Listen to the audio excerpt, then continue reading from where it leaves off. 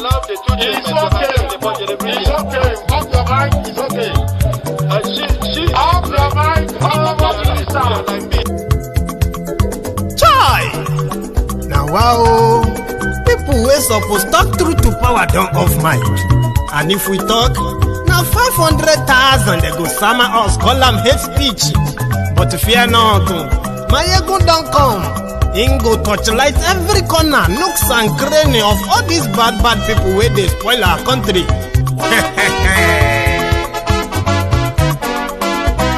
So my people make we laugh, oh, yo, yo. Mayegun don't come, oh, yo, yo. My people make we shout, oh, yo, yo. Mayegun don't come, oh, yo, yo. Mayegun don't come, man of the masses, oh, yo, yo. Mayegun don't come, oh, yo, yo. Mayegun diary politico, yo, yo. Mayegun don't come, oh, yo, yo. This one not the off in mind, oh, yo, yo. Mayegun don't come, oh, yo, yo. And in the touchlight every corner, oh, yo, yo. Mayegun don't come, oh, yo, yo. Okay, some people be they holla say they want the power. Chai, them be promise us say we go get light and power. Nah. Them hustle sote they can't get the power. But now they know they do anything with the power. Every day, dollar just they get the higher power over Naira. See them talk say make we off mind, but thank God say Mayegun don't come. So my people make you lie down, yo yo. Mayegun don't come, oh yo yo. My people make we shout, oh yo yo. Mayegun don't come, oh yo yo. Mayegun don't come, man of the masses, oh yo yo.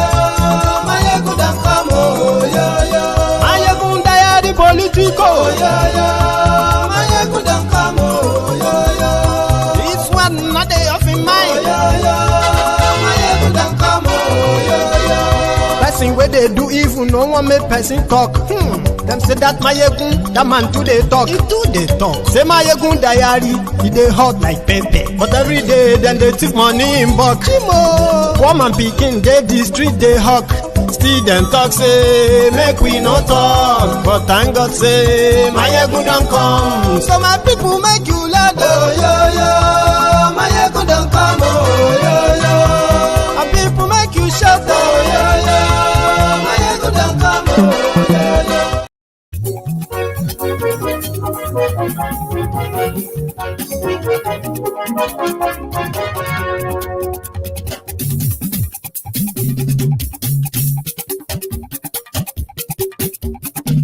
Mayegun làwa mọ̀ làmọ̀ tó dòdòdò. Mayegun diary. Hello there. Mayegun làwa mọ̀ làmọ̀ tó dòdòdò. Mayegun diary. Mayegun ti dé o, ọ̀rẹ́ ara yìí. Mayegun diary. Lórí Facebook, lórí YouTube. Mayegun diary. Gbogbo bó ṣe ń lọ ni Mayegun já wa sí. Mayegun diary. Àṣírí ọ̀jẹ̀lú kì í. Thank you very much. I have fixed that. Good morning to you, good afternoon to you, and good evening to you from wherever you are watching from. It is Mayegun Live. Mayegun diary politico. Mayegun diary. Godfatherism kò sí lọ́rọ̀ Mayegun. Mayegun diary. Thank you so much for joining me from wherever you are joining from. Remember, share this broadcast. Invite your friends, invite your not so friendly friends, and tell them that Mayegun today again.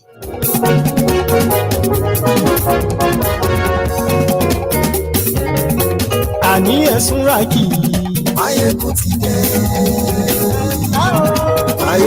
Do you even know why you are watching Mayegun right now?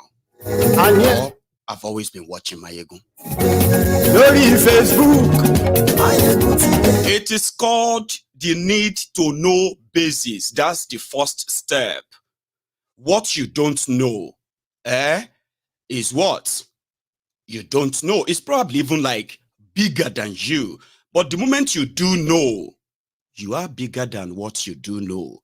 And what you know becomes powerful, especially if you know that what you know has been part of what has been mitigating against you as a Nigerian. So what do you do about what you know is now going to be left to you.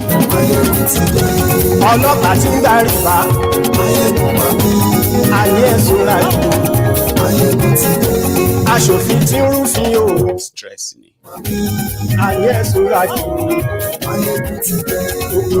Miyetti Allah have assembled successfully their first army.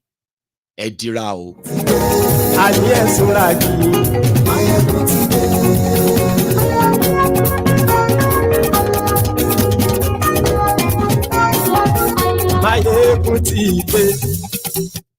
Motide.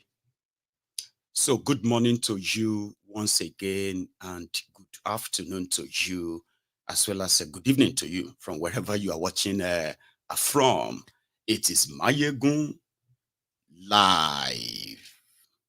And thank you so much for joining me, as well as paying your own offering, which is like the broadcast before you are soaked in the conversation. First thing first, right? To those of you who usually see politics as a game, it is not. It is life and death decision-making process. And it is so obvious that Nigerians have been making bad choices, especially now that we realize that the criminals who are destroying Nigeria, they do have enablers. So why are you watching Mayegun?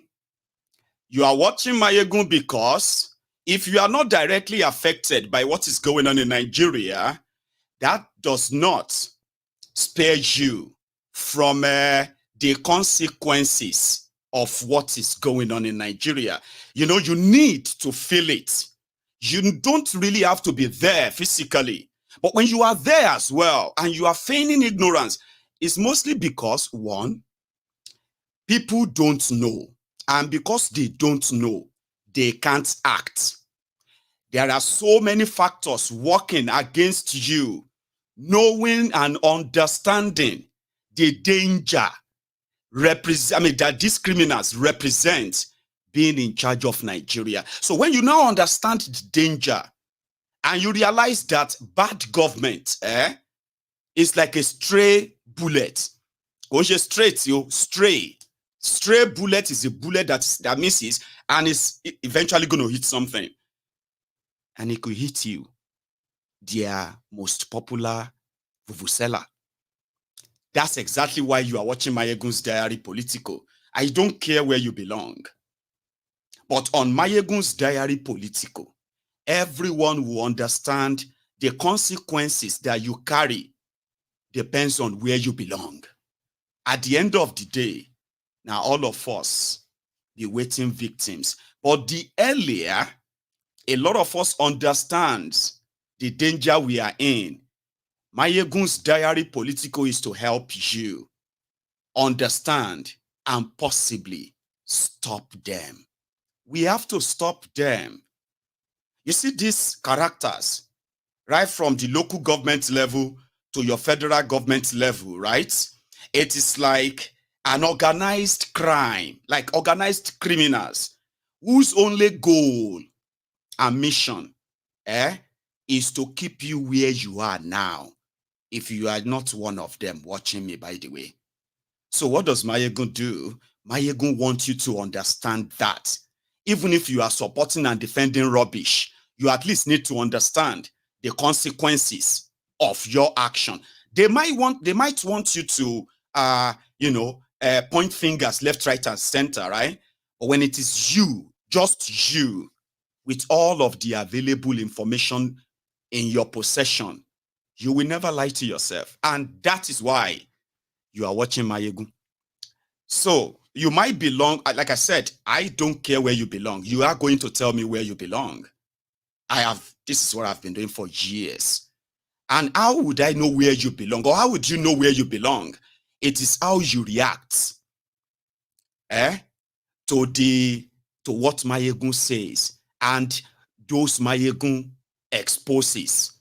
Those Mayegun want you to know deeper than what the media is telling you, and the role they are playing in whatever circumstance or whatever thing you are going through right now as a Nigerian, in or outside Nigeria. So when you understand what they represent, you will begin to put a break on believing them. Then you will begin to mobilize on how to stop them. So you don't have to like me, okay? It doesn't really help anybody. Just like when somebody says that every time they just criticize, why don't you see anything good in this criminal government? It's because you hate them. It's because of this or that. And I am like, listen, if I don't like them, it's because of who they are that I have discovered, and you need to know. You need to know too. But if me not liking them, you think it's bad for Nigeria, what about you loving them and ready to defend them even with your empty stomachs? I'm not talking about your empty brains now, okay? That's another thing. Even with your empty stomachs, what about your love? How many electricity has your love for these criminals generated? How many roads, bridges, schools, medical centers have your love generated? Absolute zero. Feelings don't run a country. Do you understand? People will tell you and say, listen, follow what I say. Like, do what I say, not what I do. So at the end of the day, it's going to end up in one place. And that is why the header of this broadcast is that of the new $1.5 billion loan that these criminals are asking for. So I kind of want to keep your mind afresh, even if they have belabored your mind with all kinds of happenings. The ruined and destroyed economy of Nigeria was not an accident. The destroyed and ruined security apparatus in Nigeria is also not by mistake. It was all orchestrated to be that way, and that is why corruption became legalized by the rogues that you pay to keep you safe and improve your economy. Before these rogues came in, Bokwari was borrowing money. He had no means of paying back. They were negotiating for different kinds of loans, only to end up not completing one single project that they borrowed all the money for across Nigeria, except the eastern part of Nigeria, by the way, just for the record. They were giving them conditions to devalue the Naira. They didn't give a damn. They were taking all the money from everywhere. Don't worry, we'll devalue it. They were not in any way doing anything to improve the same production in Nigeria. Nigeria was bleeding. Businesses were leaving. Jobs were being lost. Poverty, what have you? The poverty basket was being overfilled. They didn't care. As they were running around tripping of foreign forex, they were also doing their racket of crude oil stealing at the highest never seen rate. At the end of the day, Nigeria Naira lost over 1,000% of its value. I mean, how do you describe this? Well, maybe not 1,000. Over 500% of its value under these rogues. They didn't stop there. They started printing money. inflation shifted from inflation to hyperinflation until they started doctoring the figure as if that would kind of solve the problem. Nigeria became the poverty capital of the world, right? As well as the unemployed and the unemployment capital of the world, the unemployed people's capital of the world, under these roads, all because they were borrowing money. They were completely looted, mismanaged, because they didn't give a damn. 27 trillion naira was printed. Naira. Nobody is asking them where is that money today. Do you know how much is 27 trillion? In the value when Bukwari was there, that's over $50 billion. Over 50 billion. Add everything together. They were still doctoring the figure. They said the debt of Nigeria today is 87 trillion naira. That's a lie. You are over 150 trillion naira in debt. And that is why, under Bukwari, they were using over 98% of Nigeria's revenue. Where would they see money? They borrowed all this money and they said they were constructing rail. They were constructing this, right? That would never be completed. Now, to pay back the loan on all of that, the citizens are jobless. The economy is what? The Naira is valueless. At the end of the day, when they finally get all the money together, the money could only service the loan, not to pay back. Nigeria, the giant of Africa, I be the G-ant of Africa. Smaller G, by the way. G-ant. Revenue of the whole country could only service our debt, and they continue borrowing. Because they were telling themselves, right, that Nigeria could pay. As they were doing all of that, as the Naira continued to lose its value, the economy lost it. Hardship skyrocketed. As if that's not enough, Tinubu and gang, they took over. Grab it, snatch it, grab it, run with it. Now, monkey don't hijack a cow. To drive the car be the problem. They are now using the same concept of they are put Emefiole. Maybe they are trying Emefiole now because Emefiole did so many deals with Naira. At the end of the day, it was a back-end deal to pay themselves in the name of backing the Naira. Abi, it's part of what they are accusing Emefiole for. Emefiole is currently on bail, but they are doing the same thing. You don't know, or you are not paying attention, but I will explain that to you. Subsidy is gone. That was the breaking news, I remember. May 29, 2023. Kolu. And everybody started, yeah, that's a very big decision, a very good decision. That's we need to suffer now so that we can enjoy later. You want to suffer. That's what they want you to be. Then enjoy later. No, that's not part of the deal. When have you ever enjoyed? Ask your parents. Even if you are 30 now, still at home, they feed you. And you say they get opinion that you have to suffer. We need to endure. Endure. Or denial. But don't worry. It was the endurance. Fish do name. Endurance. Along bogo. Iyagbemi, right? The criminals were cooking all this together. Okay? Subsidy is gone. We are going to save money from subsidy. All right. How much money? By the time we will save like 1 trillion every month. That's great. That means we can use that 1 trillion every month to supplement some of all this. Abi? Yes. But that's not true. Subsidy is not gone anywhere. What do you think created the corruption of subsidy? And what do you really think the subsidy is about when they say subsidy? Because it's so popular. And why is it that till tomorrow, except for those that got exposed as oil marketers who were being paid 200 billion, 300 billion a year And they caused the price increase of 2012 under Vigilante, remember?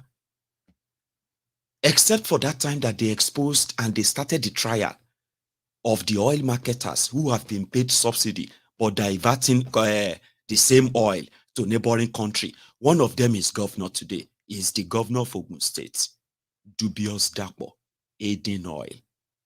Except for that, nobody knows about any oil marketers again. All you hear about is that under Bukwari, shockingly, Nigeria that was paying subsidy of 250 billion a year, 300 billion a year, 400 billion. When Bukwari, who said subsidy was a scam, when he came in, subsidy became legal and it wasn't a scam anymore, right? And surprisingly, Nigeria started spending 1 trillion a year, 2 trillion, 2.5 trillion, 3 trillion. As at 2022-2023, Nigeria subsidy money was what? 4 trillion naira. These rogues. The saddest thing is that we didn't know who they paid the money for. Nigerians pay more for the products, right?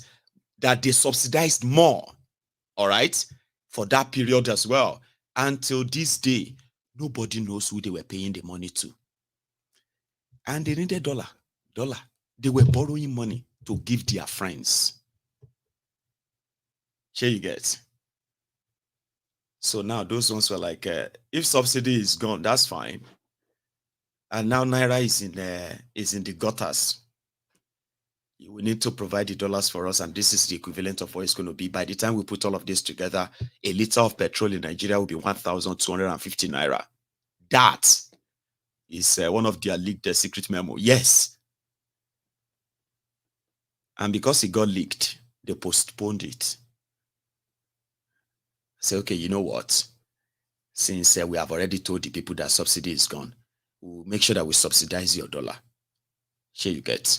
So where everybody is buying dollar for 1,200, 1,300, for you, we'll give it to you for 150.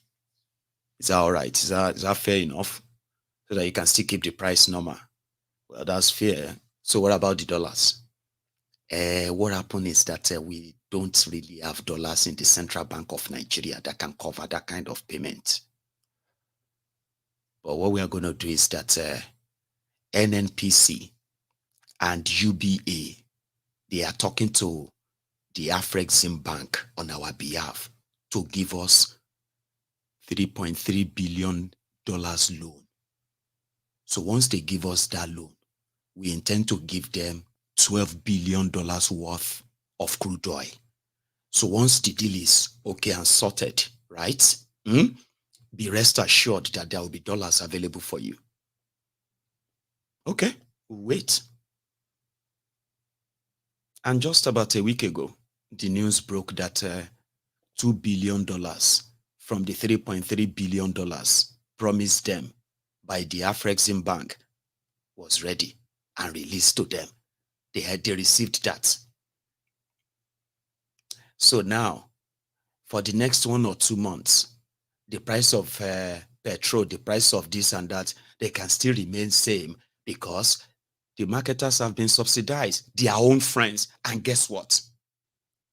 By their record, it is the NNPC that is licensed to bring petroleum products and others to Nigeria. The second person licensed is Dangote. Go and verify.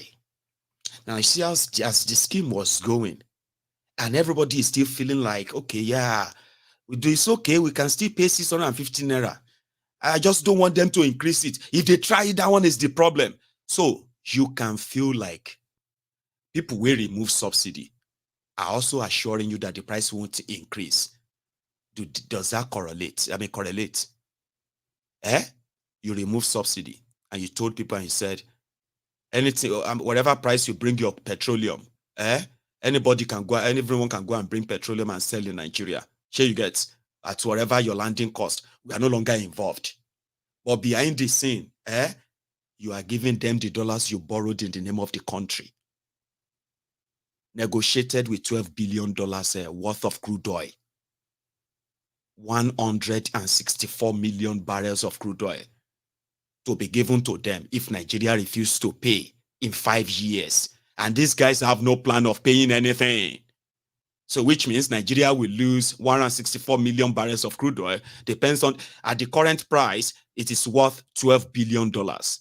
So maybe in another 5 years, it's probably going to double that. Depends on the price of crude oil at the time.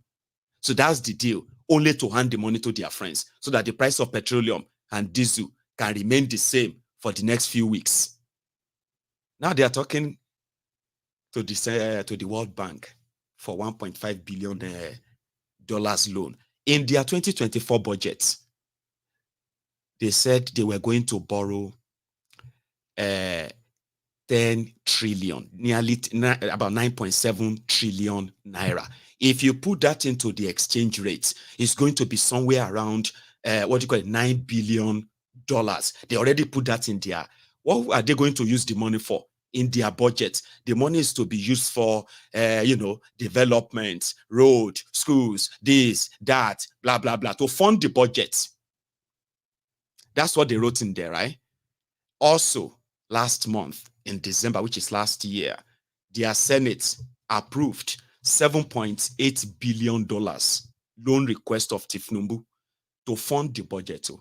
And then another 100 million euros to fund the budget. So these are money that they can go and borrow to fund the budget. But guess what? They want to use $1.5 billion to defend the Naira. Every time they tell you they are defending the Naira, they are giving the money to their friends. Have you ever asked that, wait, Nigeria know they sell crude oil since May.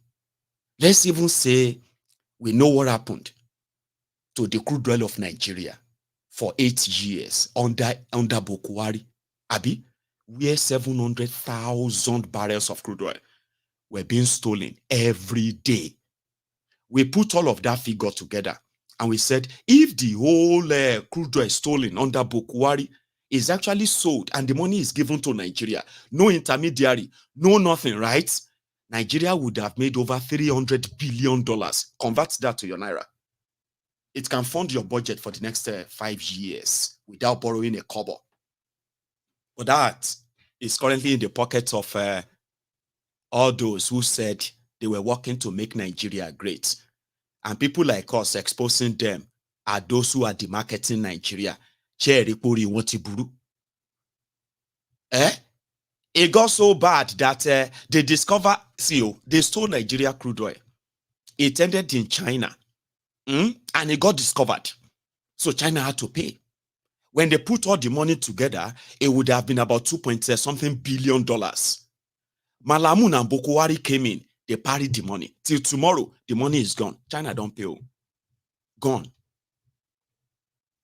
But Nigeria know they sell crude oil. Have you ever asked yourself, like, one point, they said the crude oil stealing is kind of gone or reduced. So now they are producing about 1.5 million barrels a day. We'll do the maths now. Because since these guys came in, it has been borrowing after borrowing after borrowing. And a lot of you are not paying attention. The conditions after borrowing is that if you don't get anything to back it, your currency will have to suffer it. You go out there, you saw your Naira at 1,350 Naira. You are not alarmed. Lives are being ruined. Lives are being lost because of this. And people are just kind of trying to figure it out or getting used to it or calling it the will of God. Like, there's nothing we are going to do about it. Now, what do we? So they're going to make it worse. So if people tell you that, give them time, you will be surprised how they are going to change it, blah, blah, blah, blah. Hey, those who shouted change in 2014 and 2015, you remember them very well. A lot of them are saying, Nigeria has not changed. We supported change. Look at Nigeria. Nothing has changed. Things have gone worse. No. That would be a totally wrong statement. You cannot say nothing has changed, but things have gone terribly worse, or things have worsened. That's the change. From change to next devil. Remember, at the end of the day, they are now giving you the renewed hope. That hope still there. Now, they are telling you that your hope will be renewed. Okay? You just need to be patient. But when you look at what they are doing, the consequences of them is that it is going to worsen the situation. And because it is going to worsen the situation, right? You, who is going to be the victim of this at the end of the day, you need to know. Shitty man is in Davos, Switzerland. I don't know if you have seen the video where they are dancing Buga, Olololo, Buga, in Davos last night. Of course. While everybody is so alarmed and shocked what's going on in Ibadan and all of that stuff, the plateau killings and those killings that you have witnessed in Nigeria, these guys went with their Bambi Alabo to Switzerland. Initially, Sheikh Kaushiti man was like, we are not poor. We are the richest continent in the world. We do not blah, blah, blah, blah nonsense. For those who can interpret, please help my audience. They usually don't understand his accent. His accent. But I'll do my best when I come back, by the way. But for those who understand, help those who don't. Please help your brother. The multiple taxation. The president has set up a committee to synchronize our taxes and come up with a single line taxation system. So the global community was thrilled. We had a lot of positive interface, positive interactions, and very soon our efforts will start yielding fruits. We are not a poor nation by any standard. We are not a poor continent. We want to deal with people on a pedestal of equality. We do not come to the West with a begging bowl, no. We want to deal with them on mutually beneficial terms because ours is the richest continent in the world. The whole countries of Europe, their resources are not up to the resources in the Democratic Republic of Congo. This is why I said we carry our poverty with dignity. We are not here. Wherever we go to have mutually beneficial relationships with Nuisance Lele. We read to war suit. Did you hear him when he said, we carry our poverty with pride?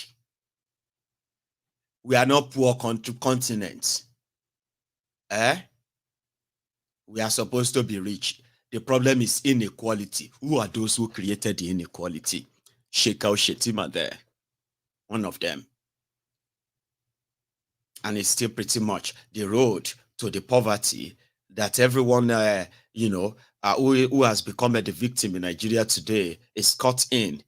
The road started not today, a while back. They are just playing their part to ensure that every generation indeed have their own portion of those who are going to end up in that bracket. So they are borrowing money. So in case if you are watching this video, they are borrowing money to back the Naira. And if you ask them, what do you mean by borrowing money to back Naira? Explain to us. Now, dear Wahala go start because they will begin to speak big grammar, nonsense grammar, economic jargons to confuse you. Because there's nothing like borrowing money to back Naira. Since they came in from my own tracking, these guys have already borrowed over $7 billion. Where all of you are still there. We don't know how much money they have already printed right now. Do you know that we didn't know that Bokwari was printing money until 2020? We didn't know. They kept the record. They kept it private until when they wanted to lift it and make it look like it's part of Nigeria debt. And they call it a way and means. We don't know what Tinubu is printing right now. And they don't give a damn about your inflation or hyperinflation. No. I just thought that you should know. Here you get. They are borrowing 1.5 billion to share among themselves. 1.5 billion with the Nigeria exchange rate. That is over 1. What am I even saying? That should be nearly 2 trillion naira. 2 trillion naira. They will share it.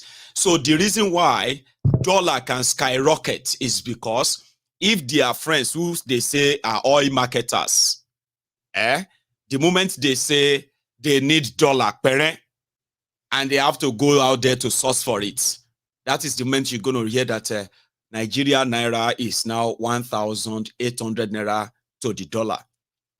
Every available dollar that gets to the hands of these guys disappears within weeks.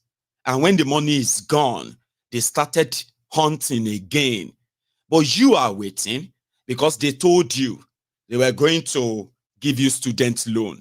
You actually have no clear understanding of how that is going to be anyway, right? But they said they are working on it. Didn't they? They are working on it. So you are waiting for that.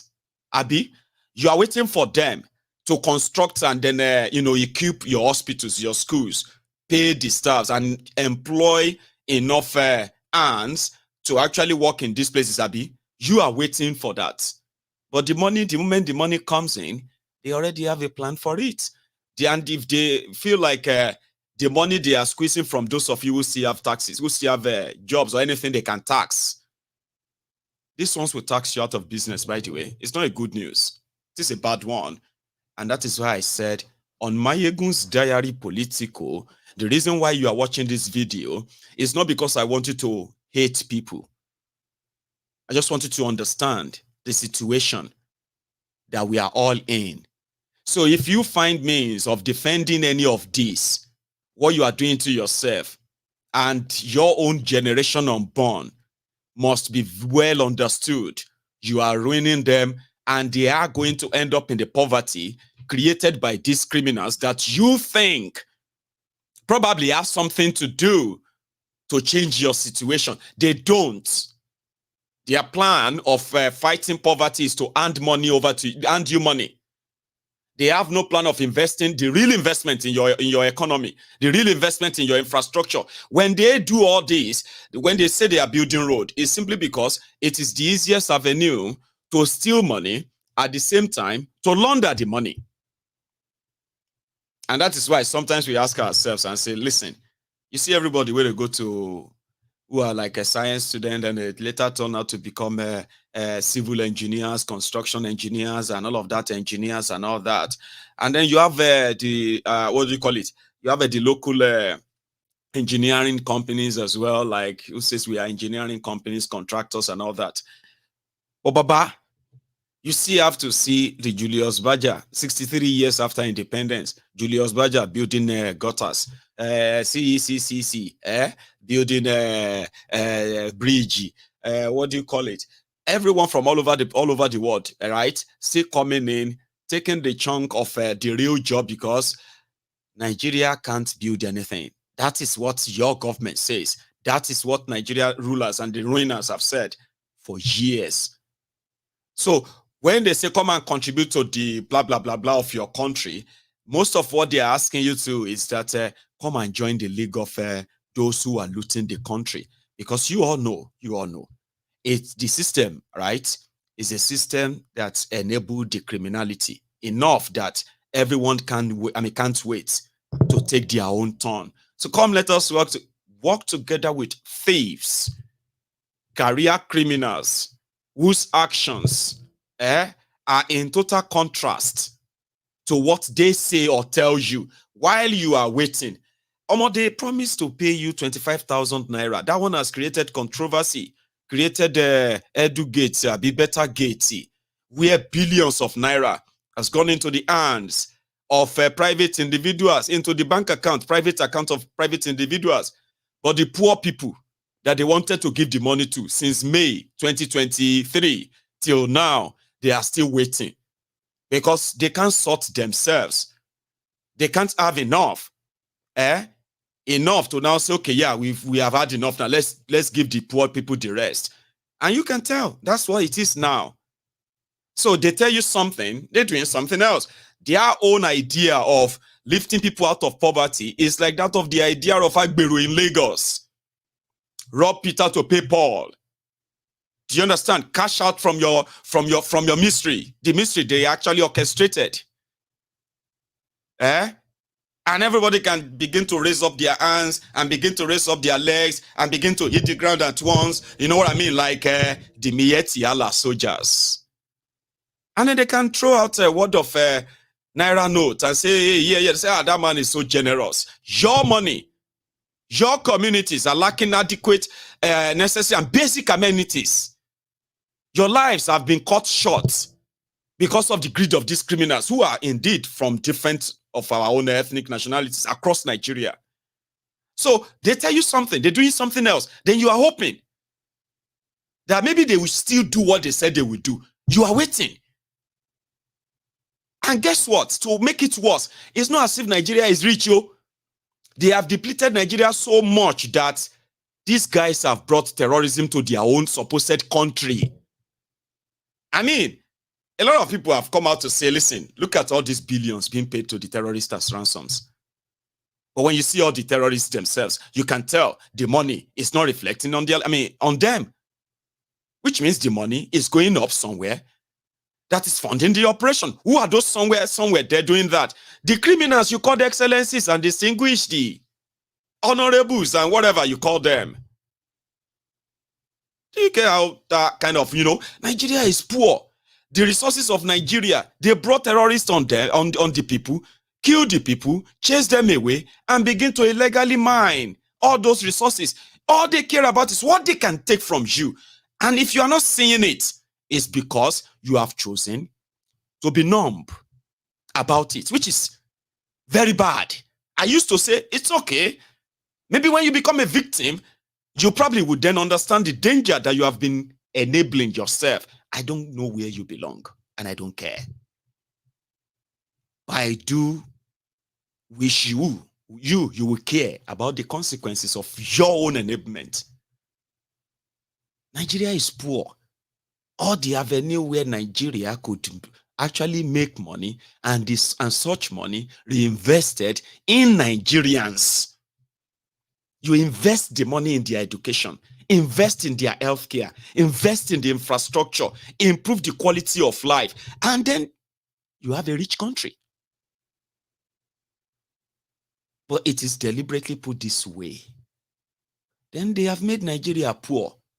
They are now borrowing money to live their luxury lives in the name of Nigeria and Nigerians. And today, whether you don't chop or you never chop, as Nigerian, with the debt of Nigeria, you are already owing the debtors over 460,000 naira. If they begin to share the Nigeria debt, and that is why you are going to continue to buy inhaler 150 for 8,000, 10,000, even 20,000 because of these guys. It's not because anybody hates them. It's not because their enemies don't want them to succeed. They don't want to succeed the way you are thinking. They want to succeed the other way. And they are succeeding because they make you believe that they are doing something to improve your life. But you are looking around and like, how come this is not reflecting? The reason why it is not reflecting is because you are praying for them to be successful in their wish for you and for Nigeria. And if you look back, for those of you who have been praying that prayer, those of you who prayed for a Nigeria that's blah blah blah under Bokuwari. That Bokuwari, may Bokuwari succeed. May Bokuwari succeed. For 8 years, Bokuwari succeeded, yo. Recharge card sellers from Daura are multi-billionaires today. While a lot of you,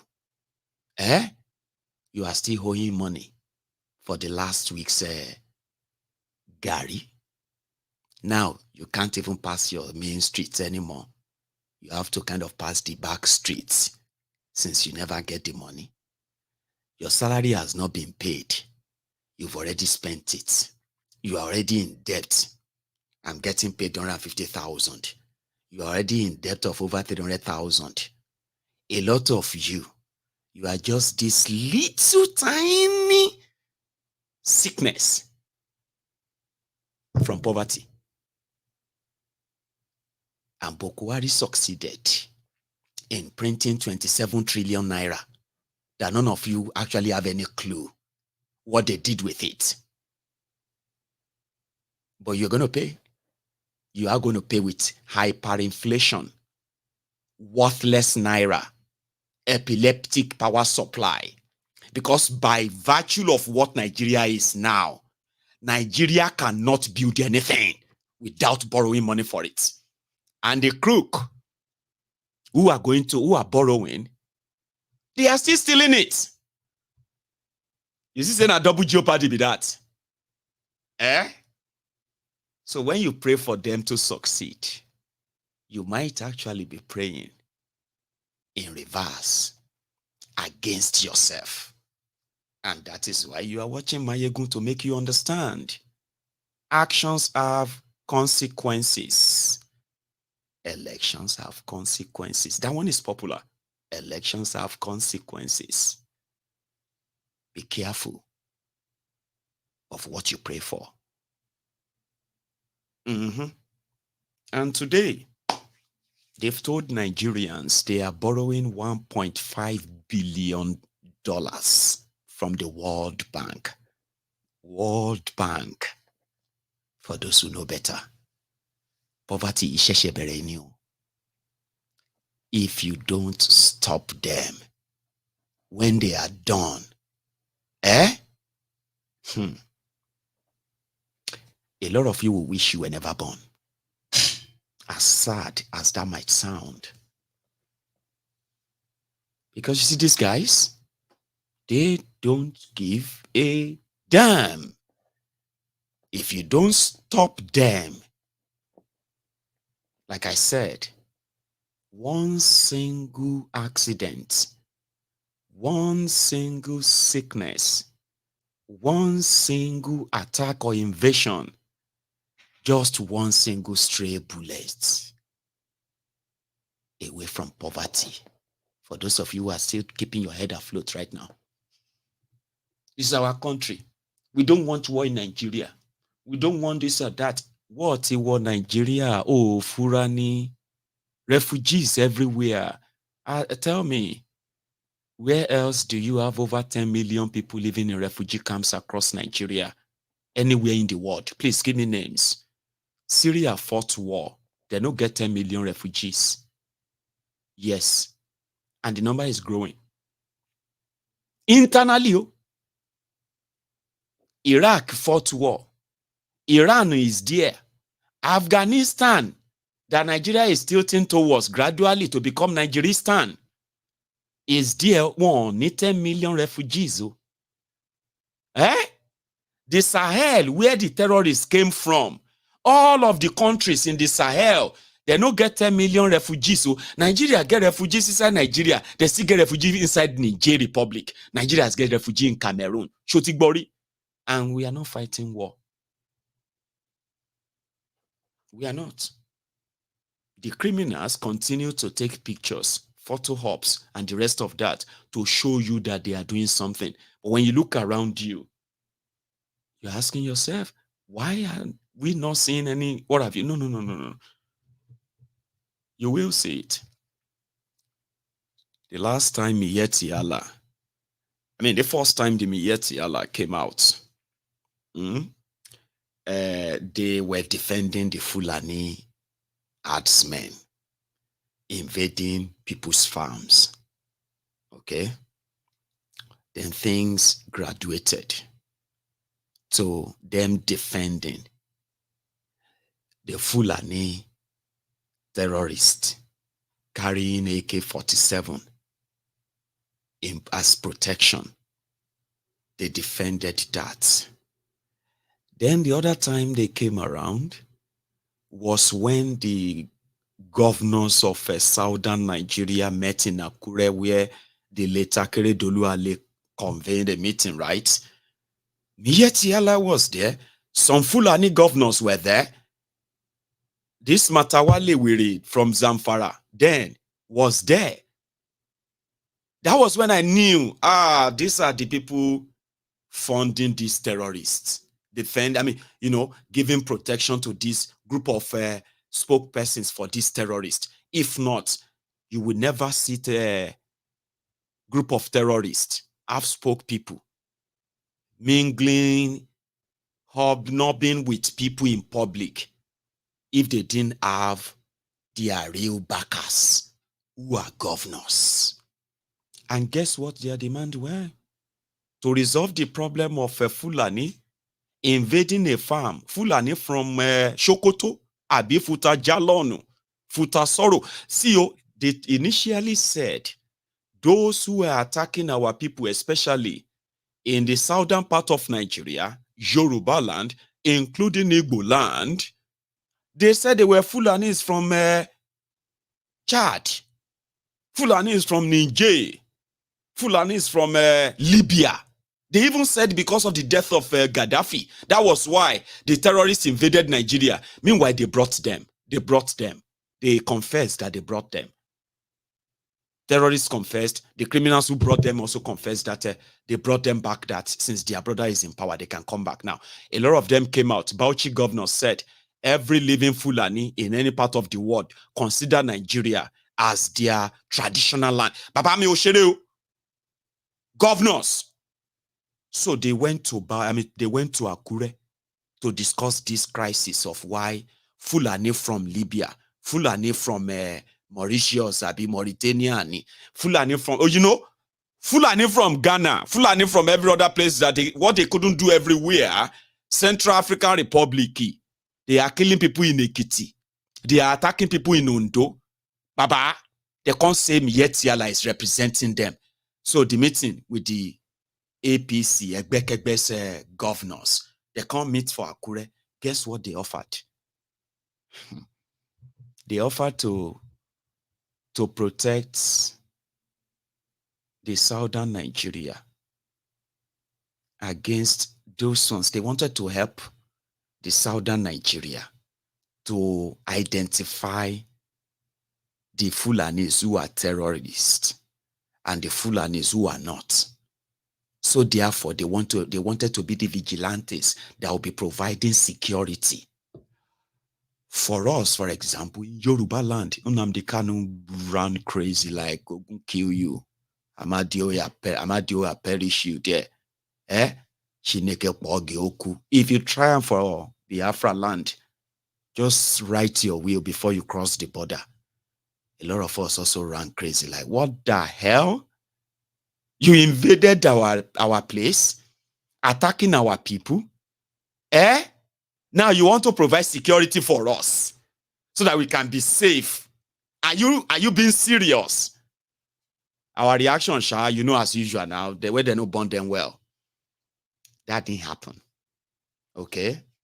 The southern Nigeria, they were supposed to have Ebubeagu in the east, Amotekun in the west, so that this would be the forest rangers, those who are going to be well armed.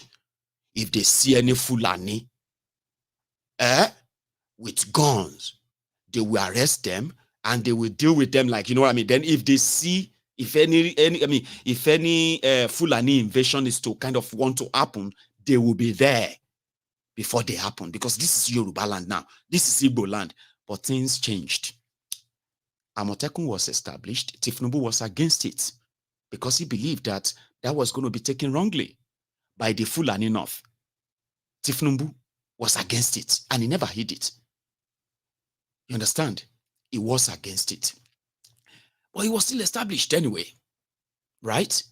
In the eastern Nigeria, it was at the same time when they were telling the Igbo governors that Igbo man was going to succeed Bokwari.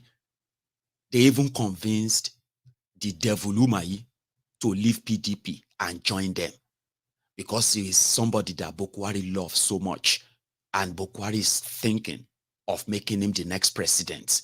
So devaluing, who publicly came out to say he made deals with the Fulanis killing people in Ebonyi, that they will stop the killing, but they broke the deal, and they've now killed over 80 people in a single day in 3 communities.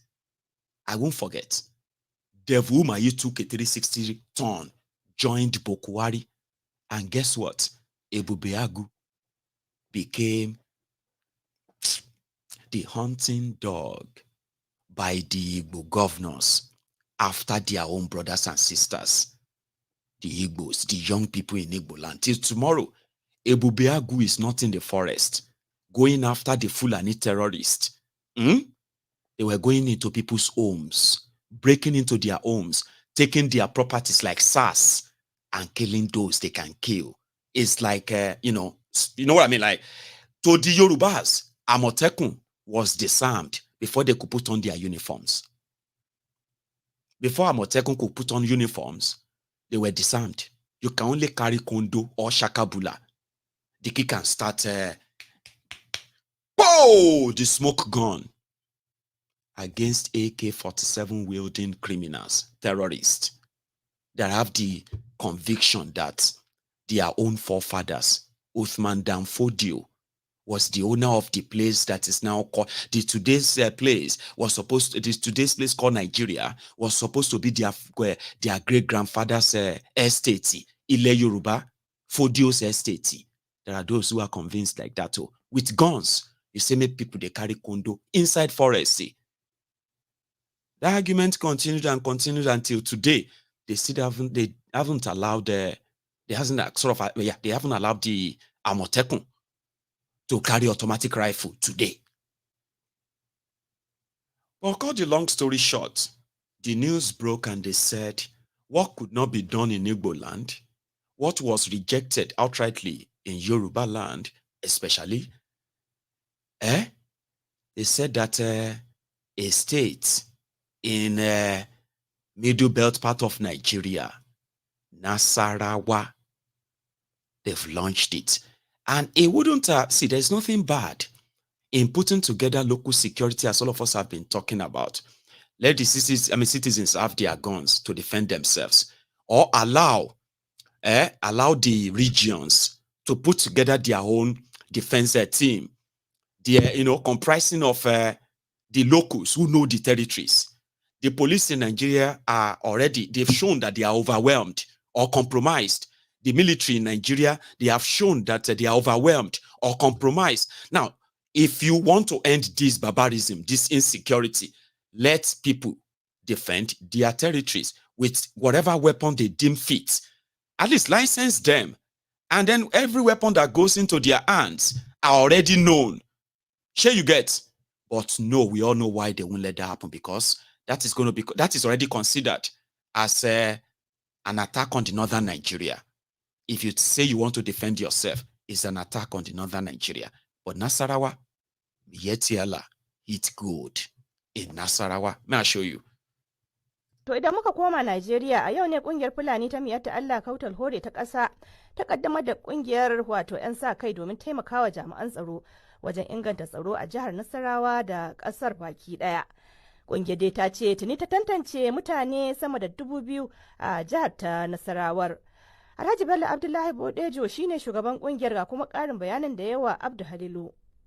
aikin wa'annan 'yan banga da suke da suna nomadic vigilante za su haɗa kai tare da jami'an tsaro soja da 'yan sanda da kuma DSS a nemi wanda ake nema cikin laluma ba tare da an kashe wanda bai ci ba bai gani ba. Sai shine dalili. Kungiyar ta ku ta samu amincewa gwamnatin tarayya?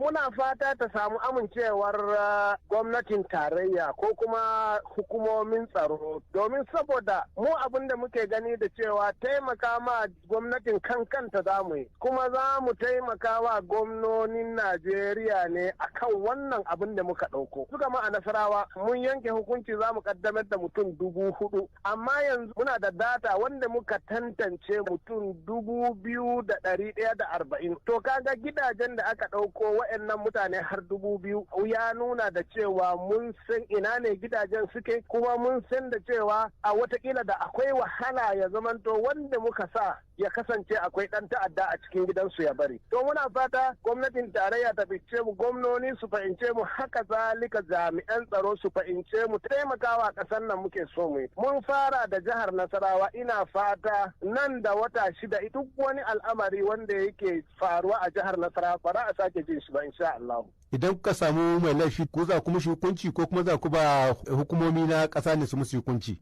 Wannan ba mun ɗauki mutane ne kara zube ba, mun ɗauko mutane haɗa da jami'an tsaro da kuma waɗanda suka yi ritaya daga ayyukan ɗan sanda da soja su koyarwa mutane. Ba ma buƙatar aje ana kashe mutum ko da ma ɓarawo ne. Ai yana ɗaya daga cikin dalilin da ya sa muka kafa bangar. Ana kama mutum ba a yin bincike aje a kashe shi. Mu ba za mu yi haka ba, za mu ga wayar ma yaran Fulani kai idan aka samu mai laifi babu duka babu zagi a miƙa shi ga jami'an tsaro su yi bincike har in aka tabbatar da laifin mutum a gabatar da shi gaban kotu. Su annan jami'ai na ku 'yan sa kai na Fulani suna da makamai ne ko za su amfani da sanduna ne kawai? Dama ba Fulatani an san shi da sanda, amma kuma wajibi ne za mu tashi mu nema musu makamai wanda dokan ƙasa ta yadda da cewa wanda ya tashi zai iya taimakawa wanda zai iya rikewa. Wato dai a takaice dole mu samar musu abinda duk doka ya sa na da dokan ƙasa ta yadda da shi cewa su rike za mu nema musu wannan. Ita wannan kungiya taku menene za ta yi sabo wajen gudanar da aikinta wanda zai bambanta da na sauran kungiyoyi da suka gabata shekara da shekaru? Zan tabbatar da cewa ba tare da an samu yan ɓata gari a cikinta ba, kuma har su Bello Turji ko ina suke za mu kirawo su ba tare da ɓata lokaci ba su taho domin su haɗa kai tare da jami'an tsaro a ƙasa a gera ƙasa ba, tsaftace tsakaninmu mu gyara sunan da aka lalata mana a Najeriya. Alhaji Bello Abdullahi Bodejo, shugaban kungiyar wato Fulani ta Miyyetti Allah kautal hore ta ƙasa. Now let me explain this to you in a way that you should understand, all right? Fulanis are non-indigenous people to Nassarawa. They have no, ancestral connection to Nassarawa. The same way you have all the Fulanis in our forests across the south is exactly because Nassarawa's proximity to the north as well over the years. But somehow, they've managed to get to the pinnacle of the politics of that state. In fact, Nassarawa is an example of what Ruga was to achieve. The real indigenous people of that Nassarawa, who are not Fulanis per se. Like I said, they are not Fulanis, okay? But when they were doing the gazetting, creation of state, creation of local government, and all of that, the tiny population of the Fulanis in the Nassarawa forests, they were given local governments too. And all it takes is just to say, I have said to the so area, everybody, you can come now. And the moment they have more than 100, 150 of them in a place, that place automatically become theirs. Not because they pay for it, not because they speak to anybody about it, but just because Uthman Danfodio estate is what Nigeria is. So they use their influence at the upper level and they created local government for them. The entire local government in Nassarawa, I think, is 10, I'll be 11. How many local government in Nassarawa? 10, I'll be 11. Fulani local government there. I think it's about 2, I'll be 3. No? Nassarawa people who are watching me, help my viewers. Tell them, give them your stats. But guess what? The population of the Fulani in that 2 or 3 local government area in the political scheme is considered to be larger than the entire 8 or 9 other local government areas. I'm telling you, that's where it is. One of them is governor, and now they have an army. At a point, garbage Shehu, Abi garbage Isiewu, as Showore likes to call him, told us that Miyetti Allah, the spokesperson, and the spokespeople for these terrorists, they are also like traditional cultural political organization, something like to say they represent the Fulanis. Like you have a Afenifere, like you have Pandefu. These ones are those from the Niger Delta, Pandef, I don't know. Anyway, like you have Ohaneze Ndigbo. That was what Garbage Shehu said, describing this Miyetti Allah. Their leader actually works like a governor. I know he's got his own convoy, he's got his own military, DSS, all of them kind of guiding him. He's like a big shot. That's him in that crowd. Did you see the army? They said Afenifere, Ohaneze Ndigbo,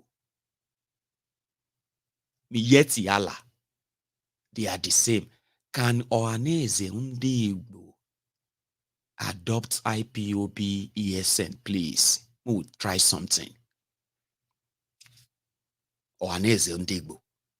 Let them bring out all the ESN boys and say, since socio-cultural organization can have a vigilante ESN in call Eastern Security Network, Ohaneze Ndigbo will give them the stamp of authority, just like Miyetti Allah has their own army. Can you try that? We'll try something.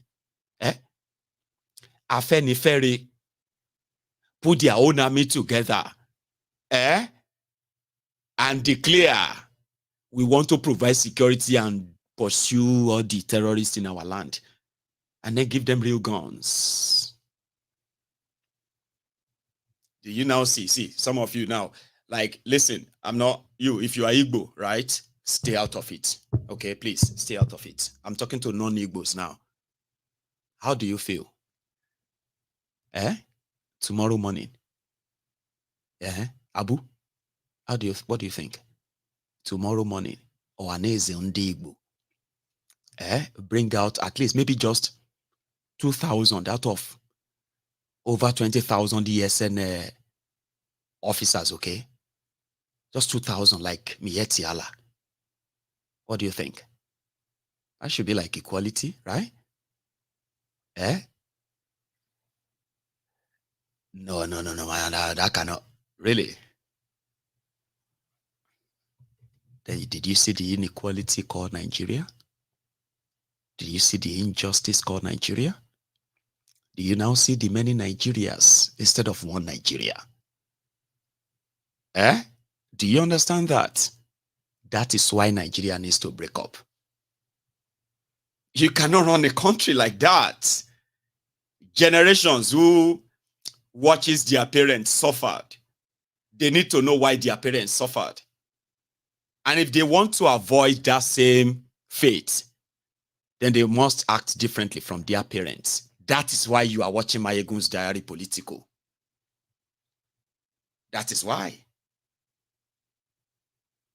Politics is not game.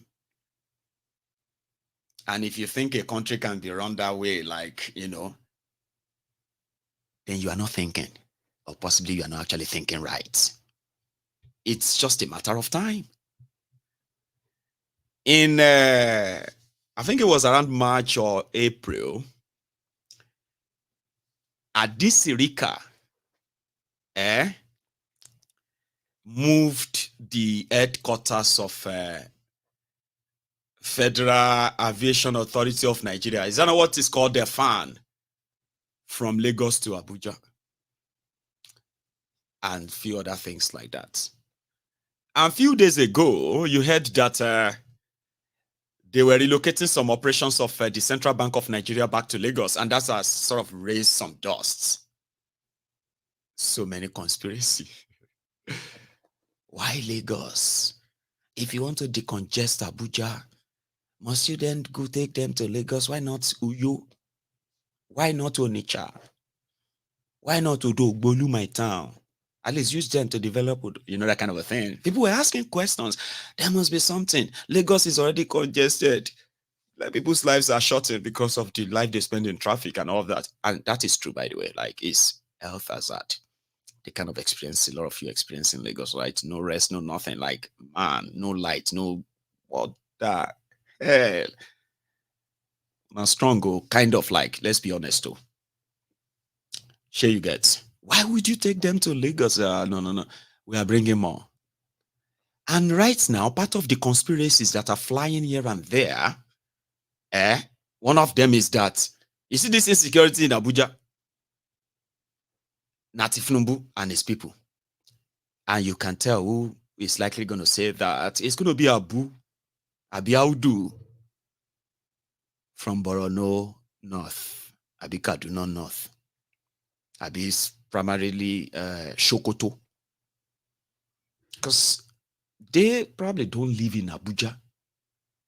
But for those who have been to Abuja very well, and those who live in Abuja, under Goodluck Egbere Jolantan, everyone in Abuja started dressing like Ijo. You see this one, na Ijo. You see that one, you go see the Akete. Na Ijo. If you want to go and solicit for contract, just dress like Ijo. If you want to go and get a job, just dress like Ijo. It was like Ijo everywhere. And that didn't go down well with some of these jihadists from the north. It was part of what they actually hated about Goodluck Egbere Jolantan, an infidel. But they don't use Ojokwagogo Babalawo Ife, Tifnumbu, Igbin Ragbiji, Muslim, which is like Oluwole bought now, buyer's remorse. Everybody is regretting, including the Islamic Supreme Islamic of Sharia, Bikini Konsha. I'm coming to that one. Everybody is upset because Kolutigba. Meanwhile, immediately they got there in 2015. Everybody everybody started growing beard. Uche, why do you dress like this?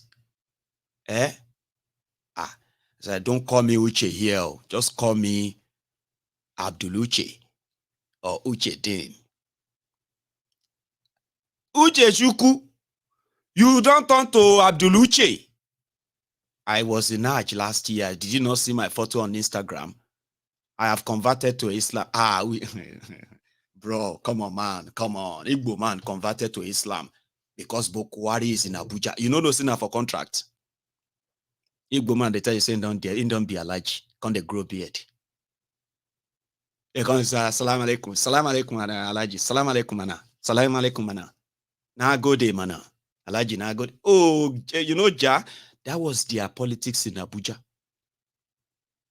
Sure, you understand? And it was so much of an influence. It lasted for 8 years. Now, if you go to Abuja right now everybody can they cut cardboard, can they put infinity figure on it? If you don't get money to buy Tifnumbu's on your man debt cap, just call somebody to cut the cap for you. They go use cardboard, cut them for you, draw infinity 8 on it for you. Almost everybody want to wear the infinity for Abuja now because it's like you want contract, where on your man debt. cap, dress like a kolu, begin they wear agbada like Yorubas. They begin they wear agbada in a way that, you know what I mean, like not kaftani, not like all those kaftans like alaji. That is not really comfortable with some, some of these guys. Now, Tinubu don't they relocate some of the things that actually gave them more job opportunities, even if they don't kind of qualify, unfortunately. Now, Kolu is saying is decongesting Abuja. Abuja is congested like Lagos. I want to be found, and taking it back to Lagos simply means that some of you are going to have to look for another job. You now go hear them. Just pay attention. Here you get. Some of you would have to look for another job if you had one of those who are like the people who go, I don't know, right? They said it was in Lagos. Now, this Irika to satisfy the North. So this is how they run Nigeria. This is why I told you it is a waste of time to think that what Nigeria needs is just leadership. See, they will destroy Nigeria beyond repair. When they are done, like the military did, they will come, you see, they can allow somebody who can actually really work and begin to put things back normal, little by little. Even if the corruption won't disappear, but it won't be this bad. They won't be this insensitive. That one will come. Everybody will come, they feel like, it is better there. People that have been denied water, all this while, you can't they give them bottled water. You know how they are going to feel? You're going to be like, you are an angel. Thank you so much. Thank you so much. Water. Some of you have never been in that situation before, right? Oh, you have no idea.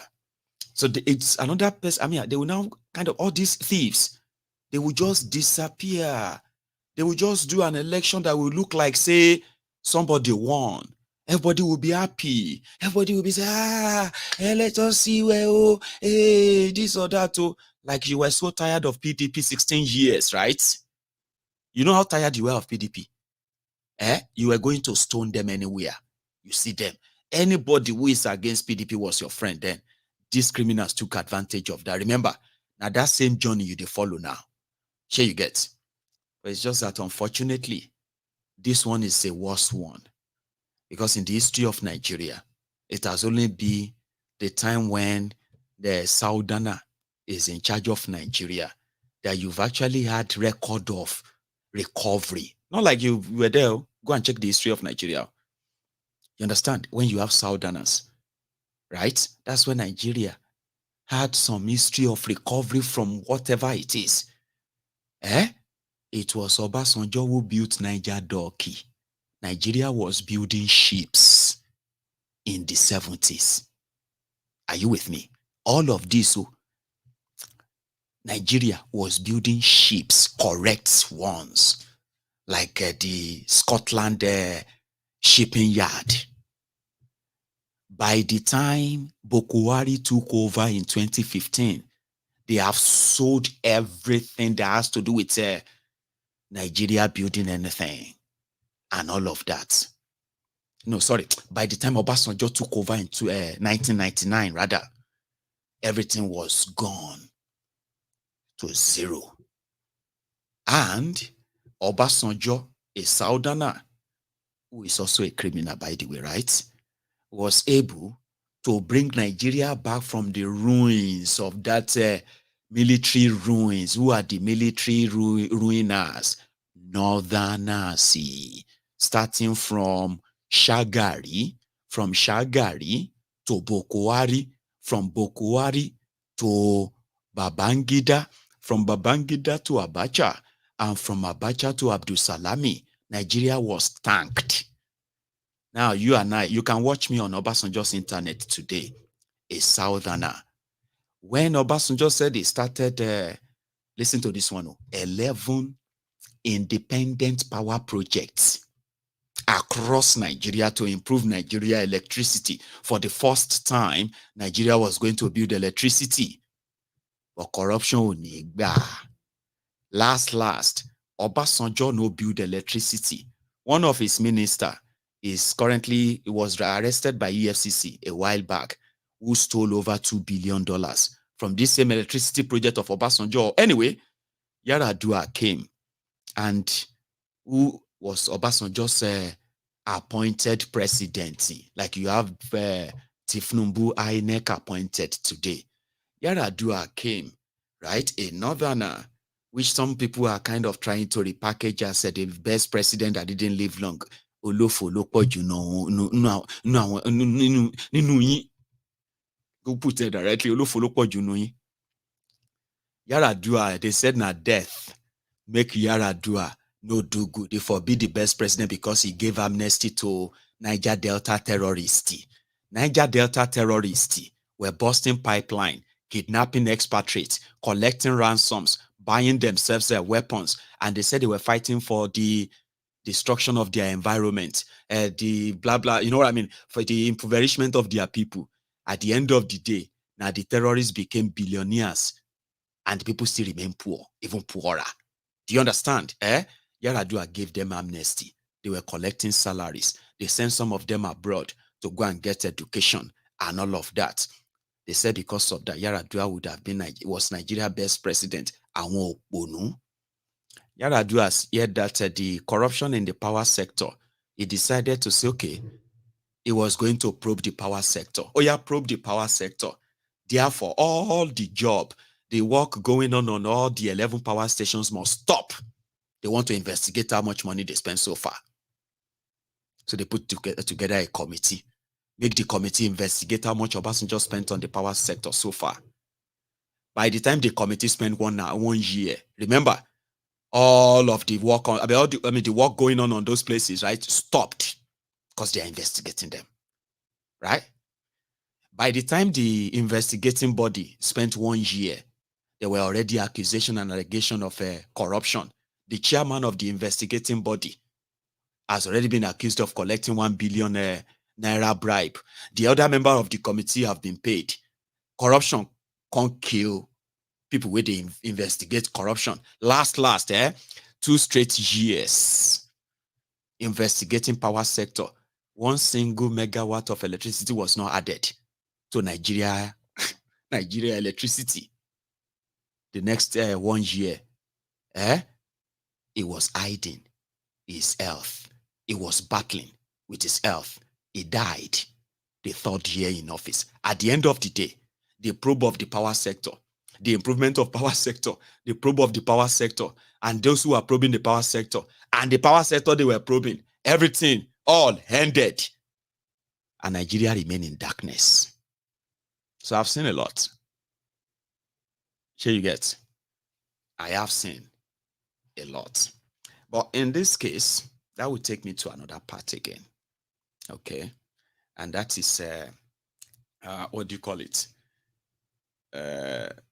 This issue of insecurity in Abuja. I think I have been very much consistent about it.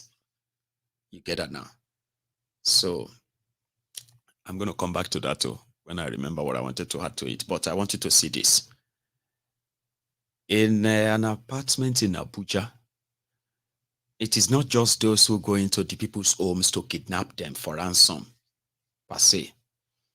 It is the fact that it's all kinds of criminals. In case if you don't know, one of the terrible consequences of poverty. So let's start with this. One of the horrible things that corruption does to a country is it impoverishes the people. And when people are poorer, crime or crimes will increase. And you just don't know how far or how extreme people can go to actually get or to survive that day. You will be like, but we are all suffering now. Why did I not just go and steal? Because there's still part of your sense that says everything is going to be fine. Do you get that? Like as worse as it is, there is still part of you that tells you that there's something that you are working on. There's something you are kind of, expecting and all of that. So it's not going to be like this forever. You don't expect it to remain like this forever, right? there are those who have been like you too. They were waiting until they realized that there's actually nothing. They lost everything enough that they probably are no longer thinking like you anymore. Who still see life as sacred and all of that. They don't anymore. But these ones were caught. And I want you to listen to this report, if you don't mind. Caught right in the act and fully armed. The police reveals the CCTV footage as one of the syndicates in their large numbers last Tuesday were invading an apartment along Utako Uye Road as they robbed the occupants for hours. Painstaking efforts through investigations by the Utako Police Division with the aid of the available evidence led to the success and arrest of these suspects. Similarly, 2 members of the group are alleged to be prime suspects in the murder of an online taxi driver by name Ugu Bonaventure about a week ago. We collected his phone and in the process stabbed him. I have not done this because I have my handwork. They operate majorly in areas such as Duromi, Utako, Wuye, Jabida Kibiu, and Life Camp, respectively. We felt this should not happen while we are being paid to protect life and property. So that gives us the impetus, that gives us the enablement, and then Jaza went ahead, irrespective of jurisdiction. With the leadership of and directive of the Commissioner of Police, we were able to crack and bust this crime. The trio of Ibrahim Abdullahi, Hamisu Imam, and Amir Abdullahi were also caught on camera on Tuesday night as they broke into the house of a senior military officer to cut away a TV set, among other valuables. The command's PRO, DSP Josephine Ade, advised residents who have the means to endeavor to equip their property with effective security measures to aid security in delivering better services. Onotu Yakubu. Fellow Nigerians, this is just the beginning. So to those who have the means, I think you should please record, install CCTV to record your attack. Because if you survive, they might get those who attack you. Sure you get. I hope they have the video evidence of those who kidnap or have been kidnapping people in Abuja. Abuja people, Bokuna stay safe. So it's like Tinubu want to leave your city for you. Unanokuku vote for him. And he knows. It's not that he is punishing you for it, but he's neglecting you enough that you must know that there is consequences for your own actions too. Unfortunately, not like it should be in the bad way as it is. So it's the same everywhere. I'm just saying, Abuja used to be very safe. Today, you are one of those who are very, very extra careful. Your estate is no longer estating. Your privacy here and there, and your opulence and whatever it is, it seems like they are no longer immune. And from what people are saying, maybe Kalu want to actually leave the city for you, make everybody kill yourself if you don't want, you know what I mean? Like, in go return to Bodilon, Abi Don Barracks. And from the other people who are like so paranoid right now, it's quite interesting to see, by the way. Here you get, like, see people who threaten others. Those who threatened others because of Tifnumbu. Especially those who are like the northerners who knew what they were doing. Because somehow, I won't lie to you, this is also true. Some of them believed that with the way Kalu was during the campaign, if he no lasts, and the power will return back to northern Nigeria, and all of this whole thing will be gone. Just same way. The Tifnumbu and his own camp, when they nominated Pastor Ruga Ikene Shatabandu, Oshimbade, Agboworin Baba Oja. When they nominated him to be with the Bokwari, there were also evidenced expectations from Tinubu's camp, make Bokwari call, making just spying and the power just come straight down to the west without too much wahala. Sure, you understand? And Northerners were paranoid for 8 years. That was why they did their best to remain numb, even when the terrorists were slaughtering them, slaughtering the innocent people. They ensured that especially the Christian North, who staged different protests on how they were being killed. Baba, the Islamic Sharia North, they kept mute. They wanted, living. They say even if Bokwari is dead, his dead body will do 8 years. I won't forget that. Some of them are now, they run mad now. And it's really, really beautiful to see. People were threatening you less than a year ago. Now them can't cry now.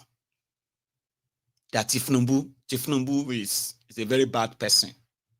You see this Tinubu, it does not mean well for the northern Nigeria. In fact, we believe that this Tinubu is going to move the capital of Nigeria out of Abuja. That would be great. I want to see you mad. Not because I like Tinubu. No, I don't give a damn.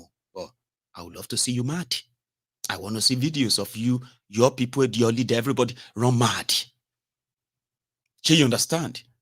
So that, like everybody will be say, they have 1 or 2 reasons to be mad, right? We might actually be having the Fulani and the Ronukus Classical on social media very soon. Because they are going to remind them that all this your complaint, all this your nonsense, all this nonsense you are saying, Shebo Buhari did not do them. Shebo Buhari did not Fulanize the government. Shebo Buhari did not Fulanize Nigeria. Are you mad? She when the people are dying, when Nigeria is being destroyed, and all of us are saying, may Buhari succeed, may Buhari succeed. Are you not saying amen? Are you not saying amen? Abogun won't kill you and kill your sultan. So it is our turn to destroy Nigeria now. On account they say you are now feeling suspicious. Ogun kill you. Very soon you will be seeing their fight on social media. Just get ready. Because as I am hearing right now, they cannot take this. This is absolutely unbelievable. All of this plan. They are paranoid. Now then they cook conspiracy now. And I love it. So Kolu met with the Islamic Sharia Council, Supreme Council of Sharia. That one of their leaders said yesterday. Make us see if I have the copy of what he said. So that I can tell you that all it took is just an invitation. And they said they have advised Tinubu to please rule Nigeria with equality and fairness and fear of God. And I said, all he's going to take, Baba, is just one visit. It's just waste of space. One of them who said yesterday, I'm talking about that one that is called the Adiyatullah. I'll read them to you. He said, in his words, he said, the Nigeria of today is too bad. What we are buying at 200 Naira before is 2,000 Naira now. We have a scarcity of Naira still, and unemployment is escalating. Nigerians are not enjoying the new government at all. I don't want to go personal. Baba, go personal. Go personal. I want you to go personal. But the Sharia Council helped the Muslim ticket to be successful. That's what Adiyatullah said. However, I said, I don't want to go. No, I've passed. I said, we campaigned and supported this government until it came to power. But we are suffering.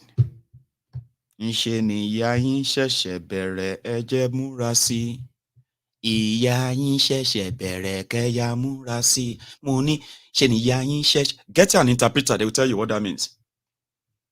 But all it took is just an handshake with call. Me, you don't talk like that. You cannot talk like that. I have not seen you all this while. I've seen your missed calls and all of that, but boys, we see you now. You're suffering. We are working hard to make sure that people are not suffering.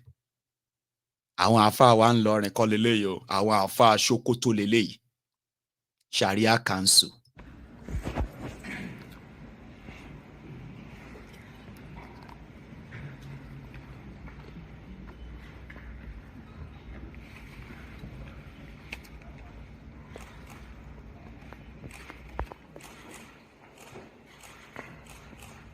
The National Assembly.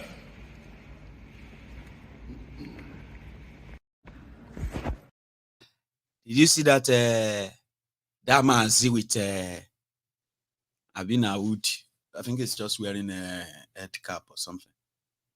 Abina just me. Well, only Mazi the Sharia Council. Abi they just meet together. They might show you again. Because it's not just me.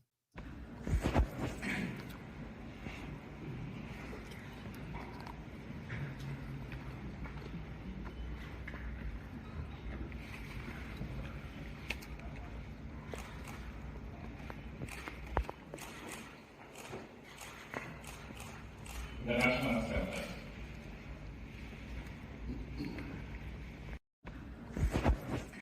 You see him. We need to know who that is. You understand? So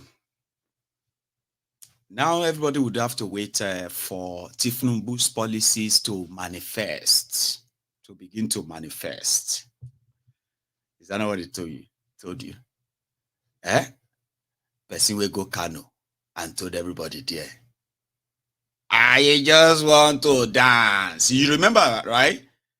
He promised you nothing. And you see that hope. Baba, open it up. You will realize that a Korofoni. He said it. In Kano, if you are from the north and you are going paranoid somehow because of Tinubu, you don't have to take your frustration out on the Yorubas. Always remember, Tinubu's ass lickers, crumb eaters, crumb chasers, on-boot slaves, all risers. Do you know what they call their fellow Yorubas that rejects this drug baron? They call them Omuali. Do you understand? So when you want to take out your frustration on Tinubu and his gang, just remember that no be Yoruba. They do you. You are far, and the rest of them, they were there in Kano. When he knew you had terrorism, you had the Fulani terrorism, you had the Boko Haram terrorism, you have all of these criminals right there, poverty and all that. It's time to tell you what he was going to do about it.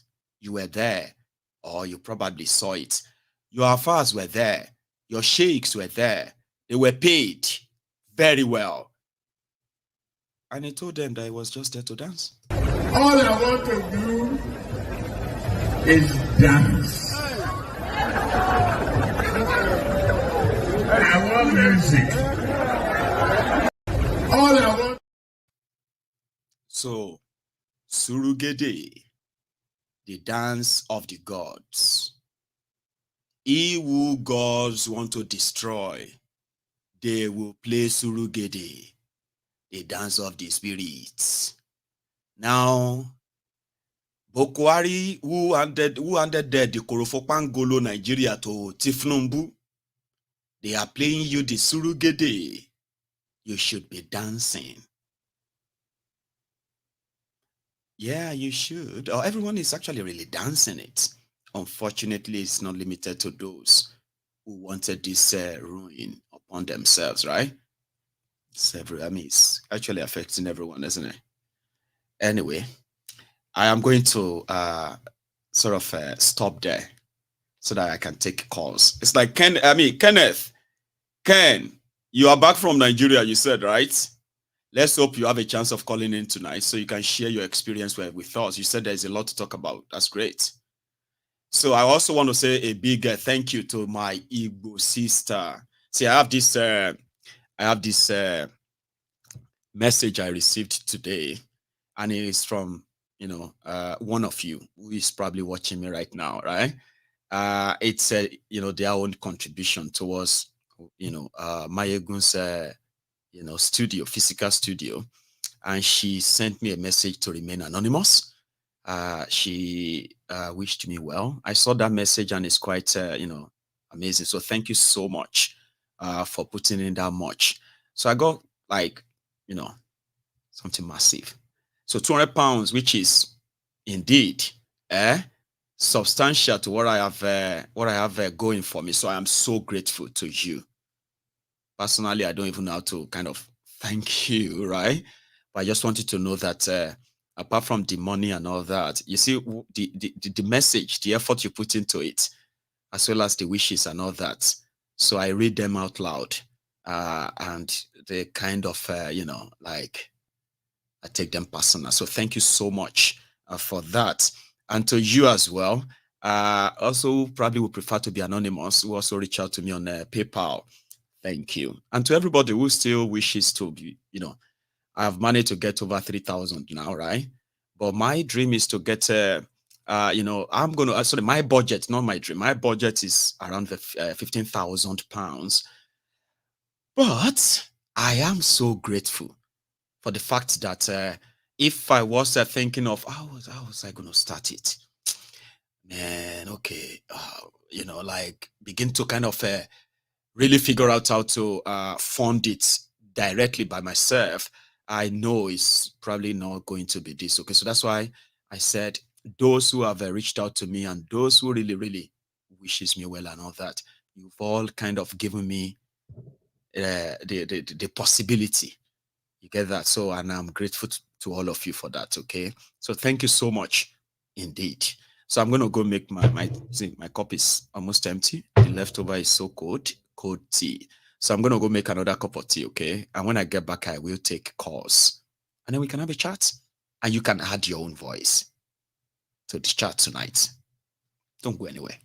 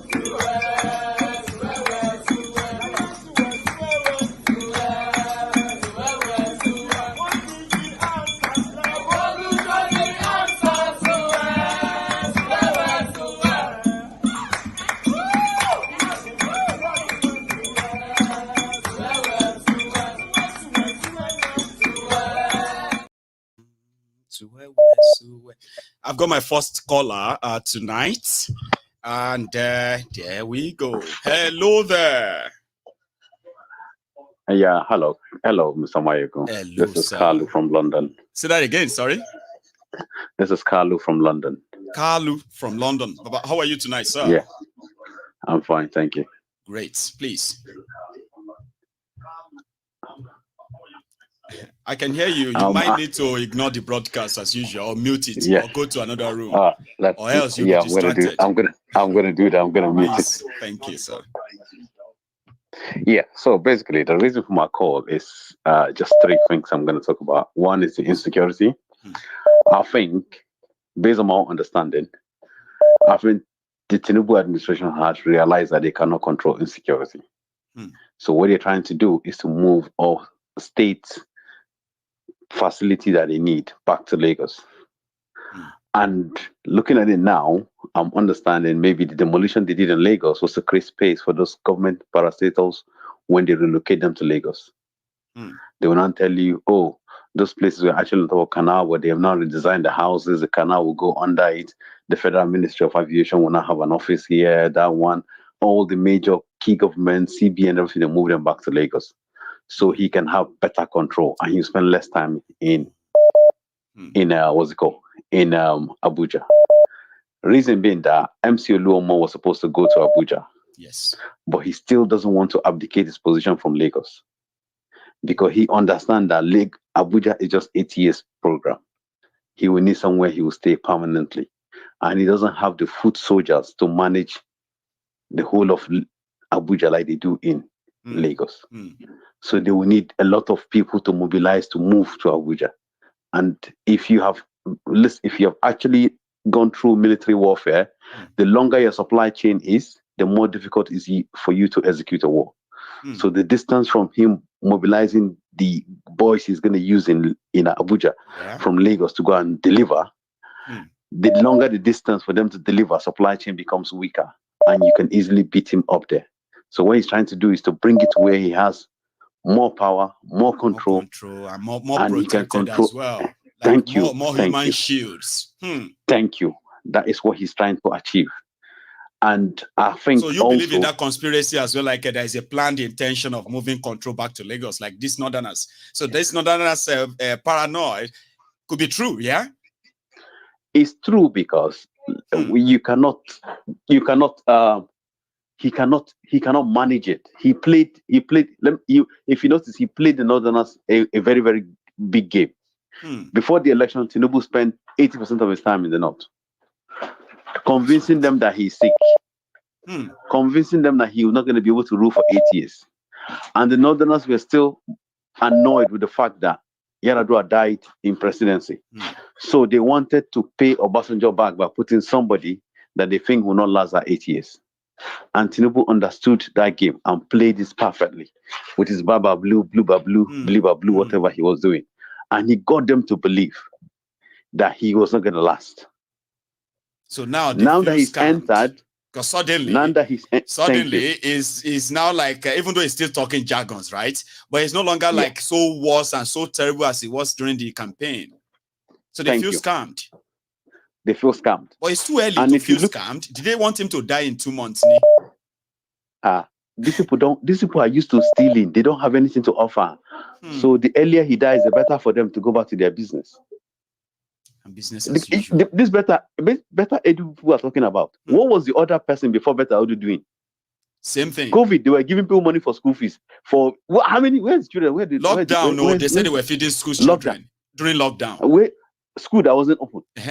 So if you're even contesting about Better Edu's case, that's you're wasting time.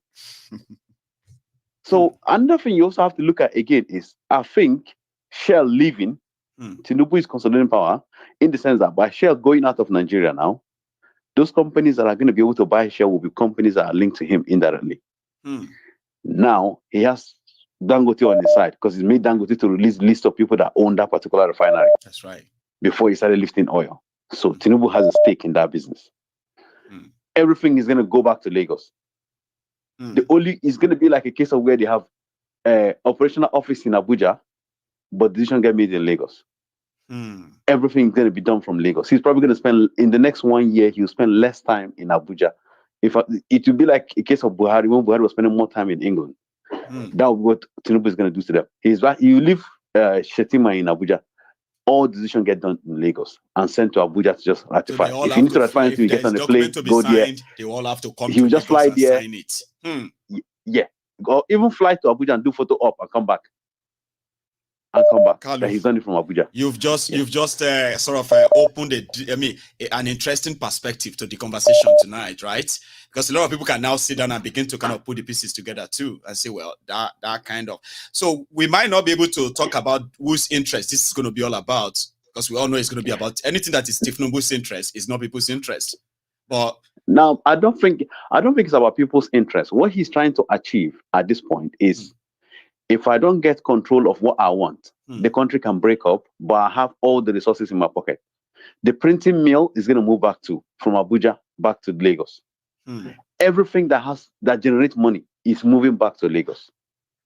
Customs, so Murtala Mohammed, everything that generates money is moving back to Lagos.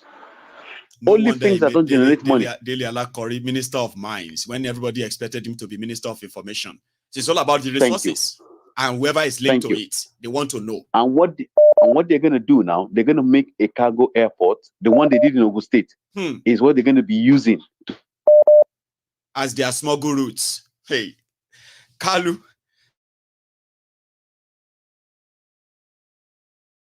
A quick interruption there. Somehow, I don't know what happened, right? I just saw this blackout. Can you still hear me? Oh, okay. I can hear you. All right. It's like when things like that happen, right? People automatically believe that, you are saying something too much. Some people want to but our time is really up. Okay. Let me take another one tonight. Okay. Thank you so much. Thank you very much. I do appreciate it. And you have a good one, sir. So that's some deep stuff, right? What happened to our screen? Or is it just me? I saw some, and then it came back, right? So I have another caller on the line. Hello there. Yeah, hello, Mayogu himself. Hello, sir. How are you? Very fine. This is the man you call Elder Dari. Elder Dari, okay. I think I remember. It's been a while, sir. How are you? Very well. I'm the one that has a white beard. You always say, I told you that this is my white beard. I remember you very well. I think it's in Spain, is it? Yeah. Where are you? I want to remember. I remember your face now. I want to remember where you are, where you stay. I'm in Winnipeg anyway, in Canada. In Canada, yes. I think I remember you now. Yeah. That you usually sit with us during the People's Parliament. And exactly. God bless you, sir. Elder, how are you today? In short, that your tea you normally drink, I want to drink that tea. Or maybe we should shift to popcorn, because get ready for a lot of drama. We should, because there will be a lot. I said it in that description that it's going to be stormy. Everybody better brace up. They're shopping for 1.5 billion again, man. So I told somebody, I said, this dream, in short, when this call came in, the treasury was empty. Then, what is his name? Elumelu quickly packaged for him that 3 billion. And now? And people say, hey, 3 billion is for development. Oh, that is, they were just ready to devour everybody. Yes. Now they're finished. Now they are finished. I said, look, in the next 5 months, if this Naira does not go up today, what is the exchange rate? They are running 1.5 billion. To defend it from what? Is it that not to go to 1.5? So what happened after the end of that 1.5 billion? Would they go and borrow another one to defend it another again? Like, what are they doing? These are the questions that people probably should start answering themselves, and they will start understanding that, man, this is not going to end well if you don't stop them. So, now, I told somebody 2 years ago, I beg you, if you are listening to me, you're in Nigeria, I don't know how you do it. But if you know you have a substantial investment there, I beg you, just think of trying to diversify your portfolios. Think of something else to do. That place, I tell you, those guys are on board to revenge. Can you imagine? And do you look at how Kolu was even greeting Buhari the other day, 2 days ago, like a boy. I know. I was still saying, that means when you see somebody who have given you opportunity to steal, you will just take that person like your God, saying that so true, you were able to give me this position to be the president. Baba, God bless you. You know, I'm so grateful. And that was exactly what I was saying. I continue to ask people, what did Kolu say he was coming to do? In reality, that man did not come to tell us he was coming to do anything. The only thing he was telling us is that hope is here. Hope is here. Hope then insult his opposition. Now statistics we go shop. That one is a container. That article will sell your future. It will sell Nigeria. That will be that one. Now statistics we go shop. That's their campaign, no? And now demand is there. People are saying, why is the economy like this? Did you not know what was coming? Well, I'm it's just a pity we are just getting to, and in all this, people still do not realize it. People still do not realize what is really going on. For me, of course, if Tinubu is shifting everything back to Lagos, to me, it's like Konima die, Konima burial. Konima die, Konima burial. That is what Tinubu is doing. And of course, I'm not surprised because it has not started yet. I think they said protesting is around. Just watch out in the next. And let me tell you, when there's difficulty, when the economic is biting hard, where does it first bite hard more? It's in the north. It's in the north. The people who have kept quiet all this while when everything was being destroyed, they will be the first person to get the impact. So we're just watching, and of course. So now what everybody is now telling them is that they have no right to complain if they kept quiet for 8 years under Buhari. And funny enough now, even those who were against Kolu now are now standing up to say, Kolu must stay. He's not no. Those ones are just joking. For real, like, for the real thing, if they have the opportunity of getting rid of all of these people, they will do it too. But I've seen some of that too. Like, so now they regret, Abi. Now, everybody that rejected Tinubu this 2023 last year, in 2027, they are going to vote for him. All of now, you say you regret now. I saw that. So you see people, that is the problem. So you see people who are very angry now. They are angry that, that you think they don't know they're not to be very wicked there. Okay, don't worry. 2027, we'll vote calling back so that we'll show who's wicked. That is typically we. Because some people will just go out of their stream and say, okay, since you don't, why am I even killing myself? It's like a belief. A monarch crying more than a belief. So let me go let you to die. So it's not a pity what we see ourselves. And thank you very much, Mayogu. You're doing a great work, good work you're doing. And honestly, all your thoughts, all your words are very, very what we expect, what we see, exactly what we're expecting is what you speak about. And we see those things coming to pass. And really, I believe that I'm now praying that everybody should begin to gather their thoughts and begin to think of, okay, my God, do we stop them?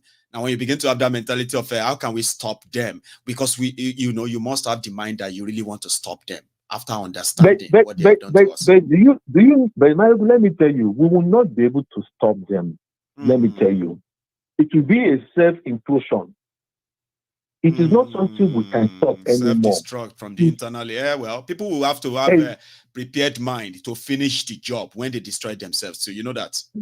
Of course, now. Of course, once it starts, let me tell you. Yes, even what we are doing is just sensitizing us, trying to get people to understand what is going on. That's right. The way it is now, you can't go into that system, no matter all the agitation coming from every part. There is nothing you can do. The only thing that can happen now is going to be a self-implosion. That is, within themselves, there will be a disagreement, and that is where it's going to start from. Thank you so much, Elder. Thank you very much. Thank you very much. Let me take another one, sir. You have a good one. A good one, sir. So, all right, thank you, Mario. Did I just miss that? Yeah. So I think I just missed somebody's call. I'm sorry if I missed yours. Okay, just give me a sec. Let's see if I. Oh, hang on. What's this?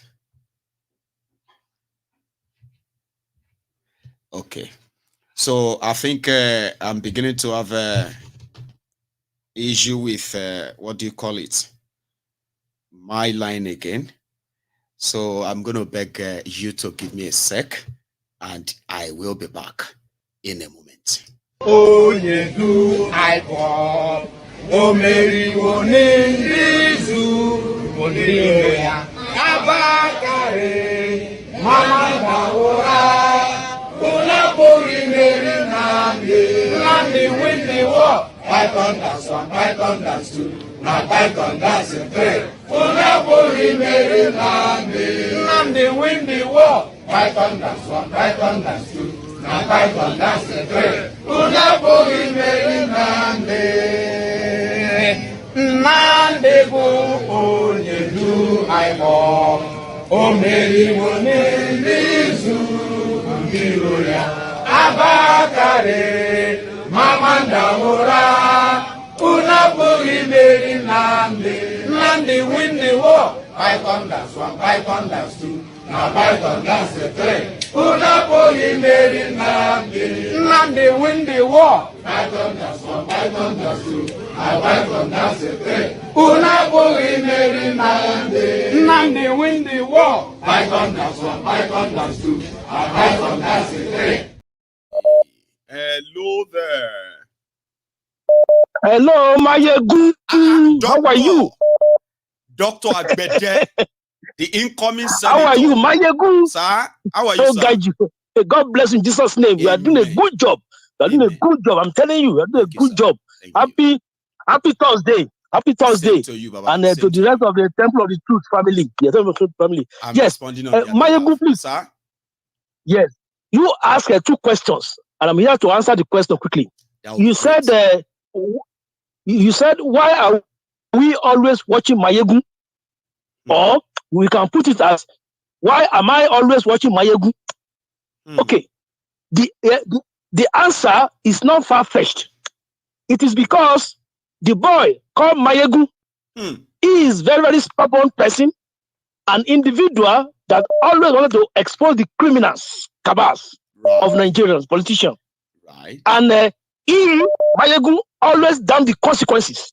That's true. To the extent that the criminals, cabals, politicians have tried several times to put him in order. That is to silence him, but all to no avail. Now, thanks to our mommy. Yeah, yes. Now, once again, the boy Mayegun is very, very stubborn individual person that has vowed to always expose the criminals of Nigerian politicians, irrespective of their threats to take him away. That's right. Recently, Mayegun won the award of a Tank Crier of the Year 2023 award for always making noise of exposing the Nigerian criminals. That's also true. He represented me. You are correct. Collected it on my behalf. He's right. You are correct. Yeah, of course, yes. Now, not Maker of the Year. Don't worry. You get. Don't worry. And possibly, I'm going to win it again this year. I'll put my best.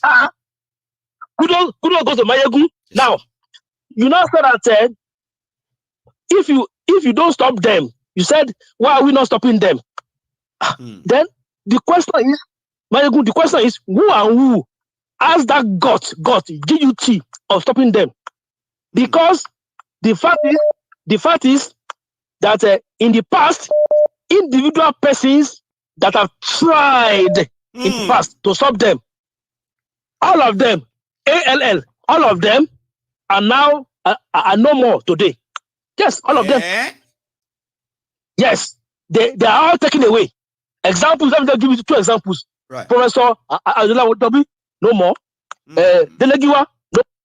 Even to the extent that the old Justice Minister, Bola Ige, that was just God rest his soul. With all the security, as a Minister of Justice, he was taken away with Jesus Christ. We are told that God bless you. Amen. Vying for the governor of Lagos State. Yeah, no. and the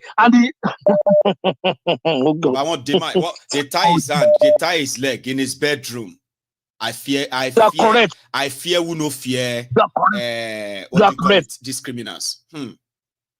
Now, Payegu, I know about 20 to 30 years ago now, how time flies. Even to understand that even if you have your security, let me see, when they wanted to maybe they went to this Obasanjo's house at maybe Yaba area or upon the wall is about 20 feet high. They entered and killed. I was told that maybe they killed his mother. And aged 80 years old then, 80 year plus then. You see, upon the security, and the wall is like 30 feet high. 30 feet. They entered. Maybe about 20, almost maybe about 25 feet. God bless you. God bless you. Amen. And they entered. And they killed the aged mother. The mother was about 80 plus then. 80 plus then. You see? You see? This word. This word. So this whole thing didn't start today. It's always been there. Take anybody that's standing up to them, take them out. God bless you. God bless you. And I was thinking that this year, Mayegu, you will be 40 years, correct? I will be 40 years, correct? years in the next 12 days. Me too. Me, your father too. I'll be 60 years. 60 years by May. Doctor, when? Yeah. I was born 5th of May 64. I was born 5th of May 64. So I'll be 60 this year. I thought I shared the January with you. I was like, oh my God, incoming senator. No, May. See, doctor, thank you so much. Was the same year. Was same year. You see? You see? Was same year. Yeah, it is. God bless you, sir. And this will be happening all the while. Since Awolowo and Shagari, something. Oh, Jesus Christ! Don't worry. Start today, doctor. Yes, okay. Let me let you go, and you've really done well, right? Let me take another one. Thank you. God bless you. I will see you again. God bless you, man. You have a good one, sir. So that's a Dr. Agbede, by the way, and I actually think Ken, who once told us he was going to Nigeria, is back from Nigeria, except if he hasn't really been to Nigeria yet. Ken, how are you, sir? Yeah. So good evening. How are you tonight, I'm fine. No. Is it all right to ask where you are? Is it safe to ask you where you are now, or I should just not bother?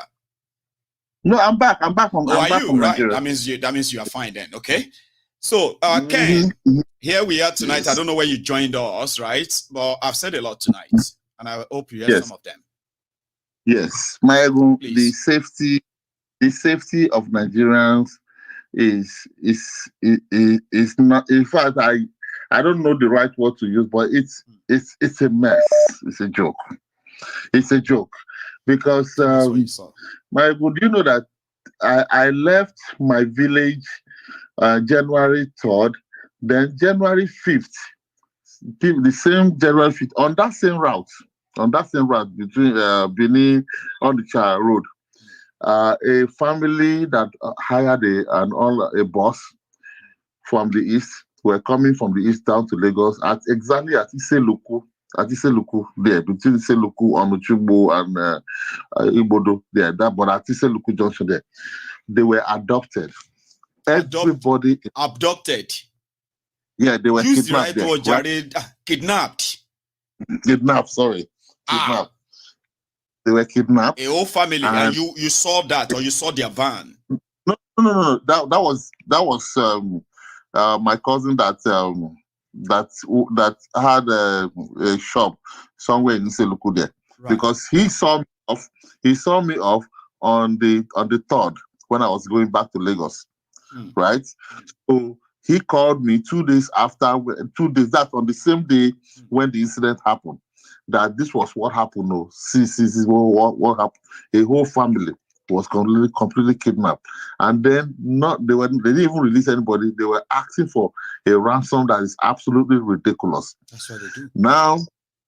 And then as if that wasn't even Yeah, you remember the report on the Abuja own, where the one then they were released. If they didn't pay this amount, eventually they were killing them one by one. Yes, now. Let me just don't let you with too much story of that.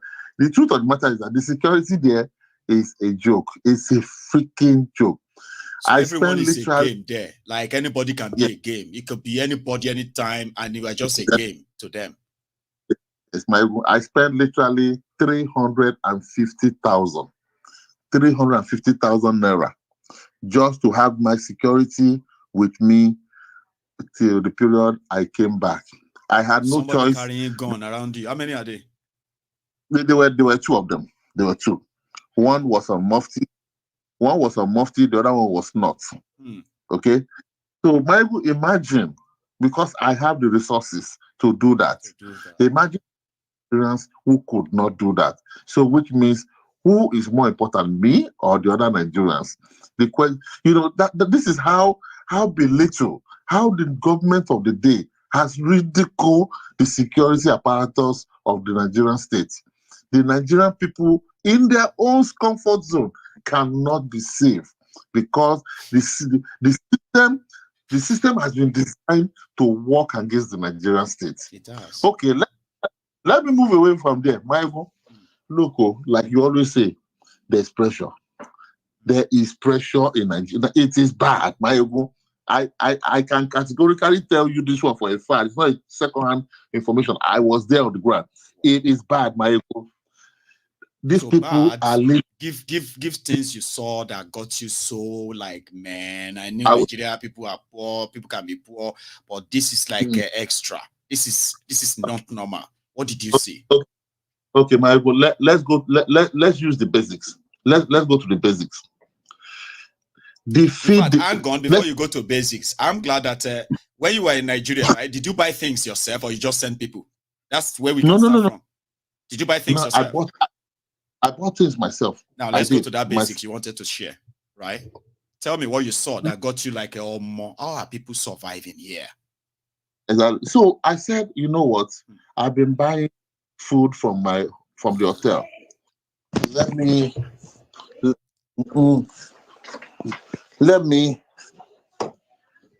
Hello? Hi, it's all right. I can hear you. Oh no. I just lost that Ken.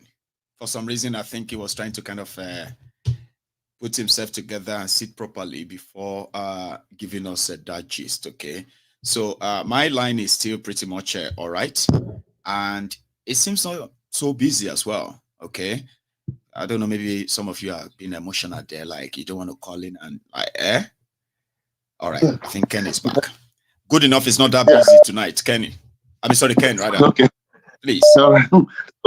So when I said I did not want to start by I'm tired of buying food from the hotel and blah blah blah. Let me make a meal for myself, because in the hotel I can make I have a kitchen where I can make some meals.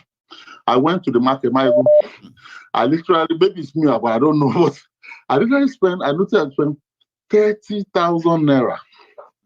30,000 Naira just to buy like pomo, meat, something I can just make a little something for myself. You wanted to make a small pot of soup, right? And with what? What did you want to have it with? Like gari or just maybe gari, and then just make a pot of soup, 30K. Exactly. But if I'm spending that amount to make that's minimum soup, wage, you can. Just so you know. Somebody starting month's job, you go take and cook one pot of soup. Thank you, Maegu. So that, but that was what. In fact, if it's not because if we were like in the People's Parliament, I have a place where I wrote it down like a checklist. The things I was buying, the amount. It was like a checklist, like a list. I would have loved to, screenshot it, and then you can see exactly what I'm talking about. I spent that amount. I told myself, oh my God, Jesus Christ! Please don't tell me I spent this amount of money. This is somebody's salary. That is. See, I right there, right there. I said that is just one part. Imagine the other part that I have not, that I can't even go into. No, like going to rent now. Go to those who have to survive on some certain medication that they have to buy every now and then. Like going to things that that food that you are talking about, right, is no longer the least. Is the least of some people's worry, because they have to pay for this, pay for that, pay for this and all that. But imagine you are earning 30,000 naira. Naira, if it is rent, when the amount they are calling for rent. The big question is, most of the most ridiculous, like Ajebule, what is this? All this slum area. When you hear the amount of rent, the rent they are paying there is astonishing. Then the question here is this: how are they able to survive? How do they do it? Every day, and they never got angry enough that the whole world should have heard that. Oh man, this is not normal. We are not taking it anymore. Everybody just seems to kind of adjust. Yeah. Everything that you have been saying for years, and as they are playing themselves out, it's like I was in Nigeria. I was watching it play. It was a movie. Watching it, I said to myself that, oh my God, I can't wait to get back and call my ego and tell my ego that, man, if you're a demigod, have I'll be called Oracle now. You know, you are a Christian, right? And you're heaven, you they run after now heaven race. Abi, you won't go heaven. So if you meet my Ajia friends now, right? They are doing their own Alijana race. I'm a Yoruba man. Ibile to the core. We know they die. When we die, they turn us to ancestor. So that when I'm dead, right? People from my lineage, they will have a place for me, and they will still be calling my attention to what they are going through in Nigeria.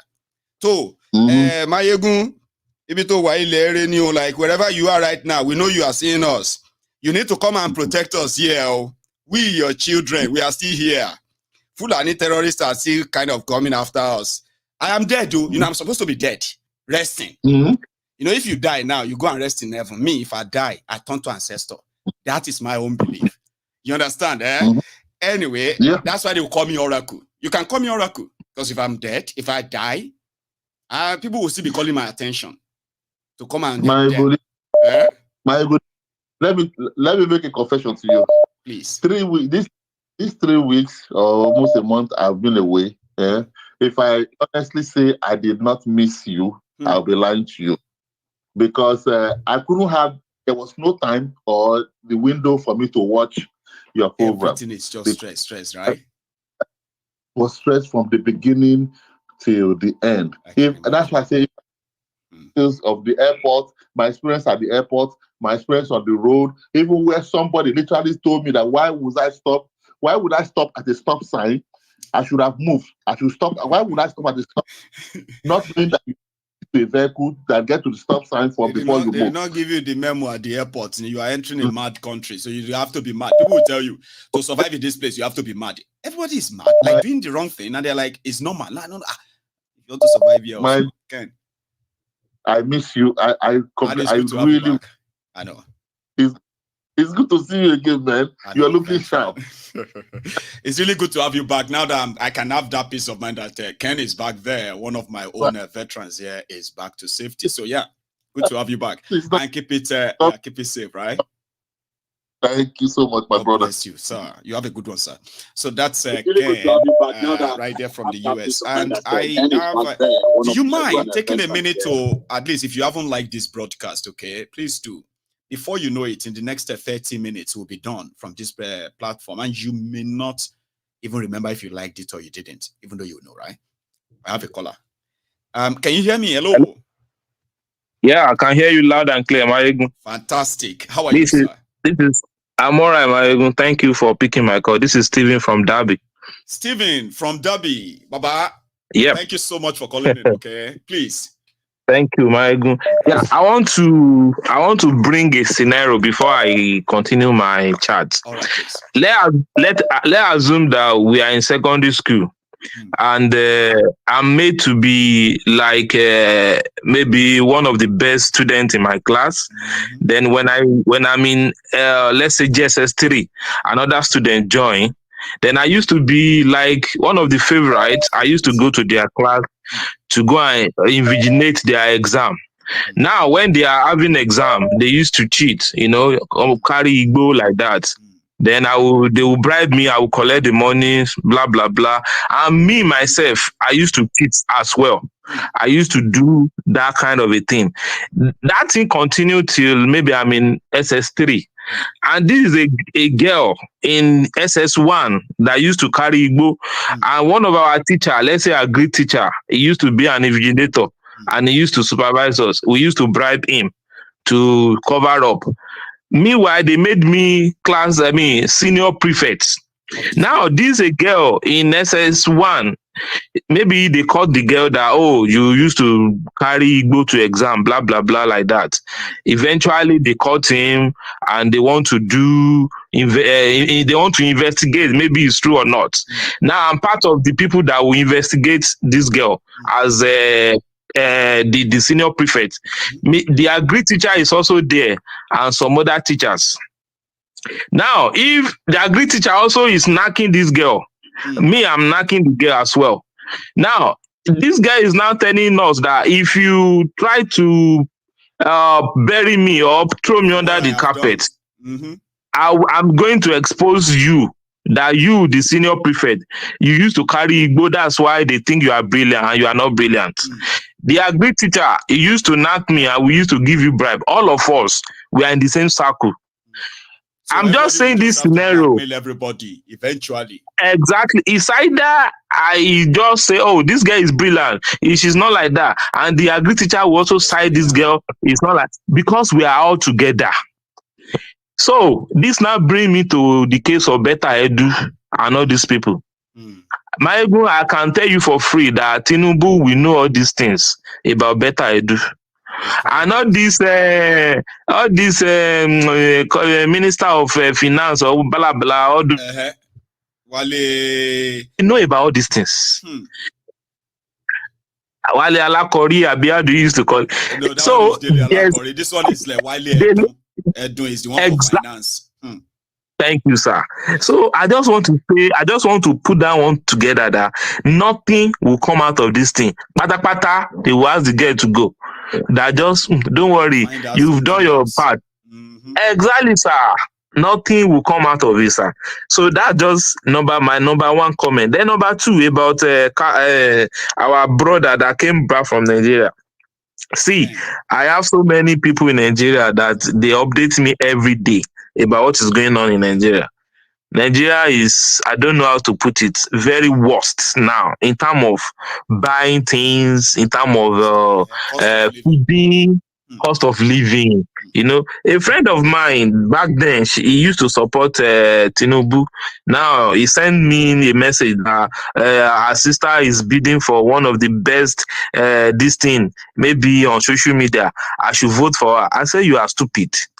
Vote for her with my money.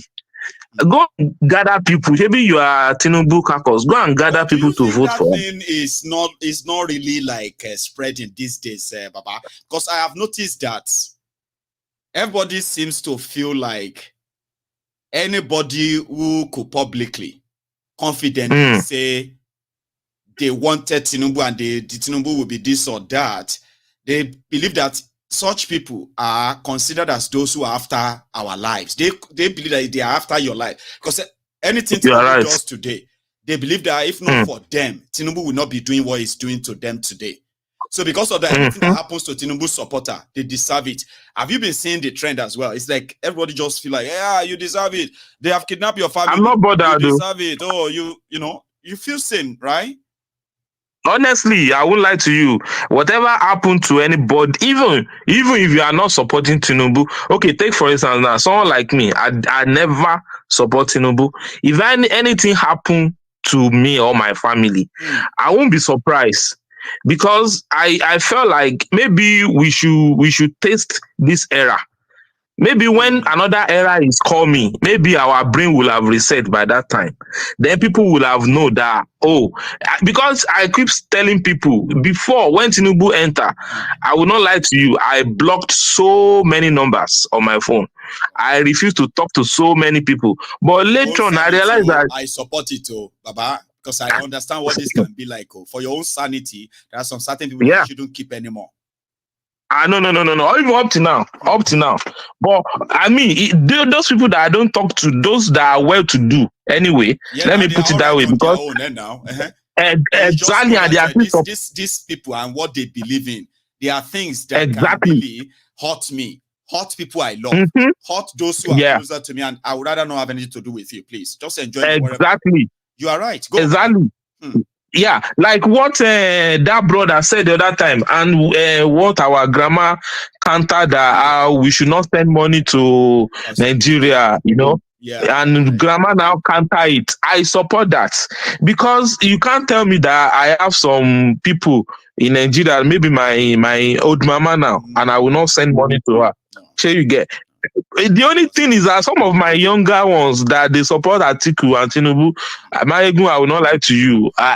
We talk, but anything related to money, my brother, for now, even if they ask me 50,000, I can give them 5,000 or 10,000. Go on, maybe you want to see people that you felt like of course now in Nigeria. And they should be able to do something when they have the chance. But out of selfishness, that my husband is PDP. My husband is PDP. My kinikon is APC. We want to have. I tell them, even if they are sharing money, will they share that money out to you? And now would you get? It's not possible. Why can't you support something that will favor everybody? If there's light in Nigeria now, won't you be part of the benefit? If there's security, APC should not be saying they are even contesting any election anywhere in Nigeria. Talk less of them winning any election. Sure, you get. They shouldn't. Yes, sir. APC was supposed to be sanctioned with what they did to Nigeria. You understand?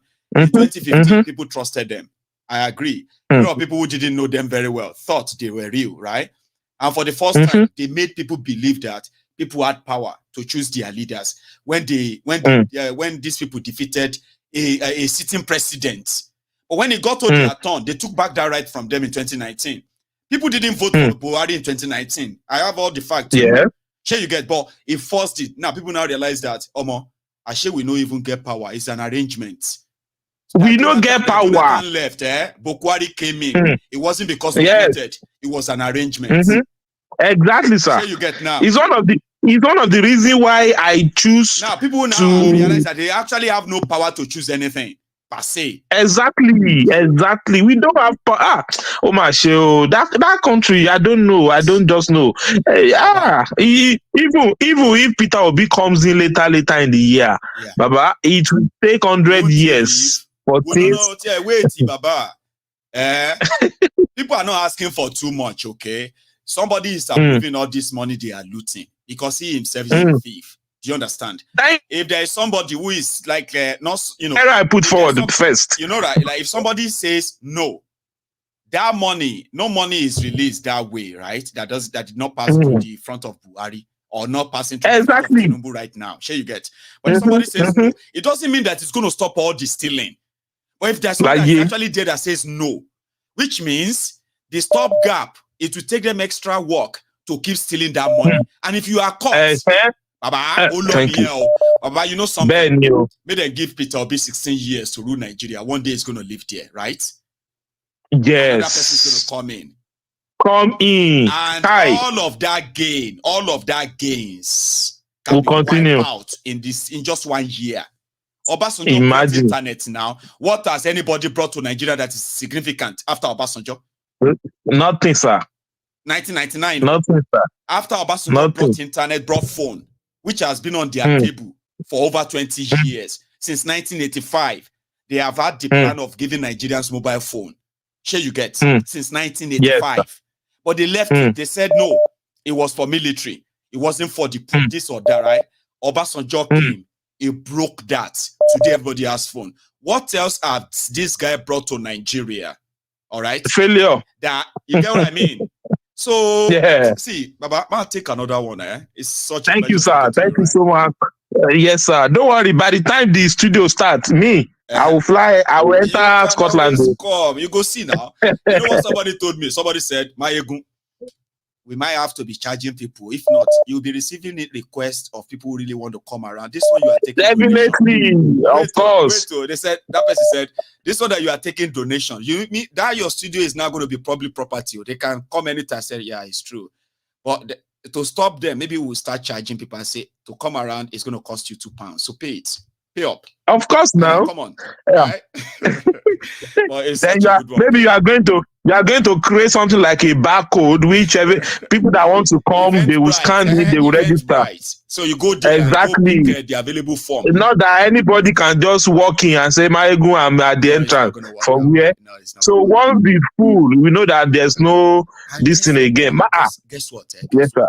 There's actually a conference room too, right? If I'm expecting people beyond, let's say I'm expecting more than 10 people, I can take us to this amazing conference room in the UK now, Baba. Yeah, I know. Conference room, right? So so they have that for me too. It's going to be a great that's experience, wonderful. And I can't really wait. Yeah. I've sent my part anyway, so please manage it. Thank you so much, Baba. Take it easy, okay? Thank you, Mayegun. Have a nice day. Yeah. And you too. God bless you. Remember, I've sent my part anyway, so please do now. All right. We are inching towards the end of the broadcast. We really just have about 20 minutes to go. By the time I finish with this caller, we may just have less than 15 minutes. I'm sorry, less than that 20 minutes to go. So thank you. Here is my caller. Hello there. Hello, Mayegun. I greet you, Baba. Yes, sir. How are you, Baba? I'm fine. Are you? No, I'm still here. Thanks for asking. That's good. That's good. That's good. Thank you. We bless God. Yeah. Mayegun, this one to be saying, what me I want to contribute now, two things. Please. You see, you and the last caller, when I just talk about APC. Say APC don't win any election. I mean, Buhari, to be precise. Normal, what they do, they're not supposed to even put up poster anywhere. Because nobody's supposed to even follow them. But now Nigeria, so we know what it is. So go on. Yeah. So now that's one thing, not be only APC now. Like say now all the political parties, now all of them. So the thing now what they there, we say all of them and they do that wuru. You see this what do they call them? This primary election where they go on, this governorship election where they go on now for I think now Edun, yes. I have never seen any ridiculous, embarrassing situation like what is going on in Edo, especially Obaseki PDP. But maybe you can tell us.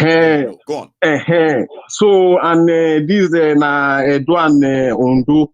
So now the thing we say this Obaseki and PDP and what they call Philip Shaibu, now the deputy governor, and the these Obaseki friends, Aswan Godaro. Yeah. So now the Philip Shaibu, he follow Obaseki, the camp from APC. He did. When Oshomole take 12 them say no, say if they be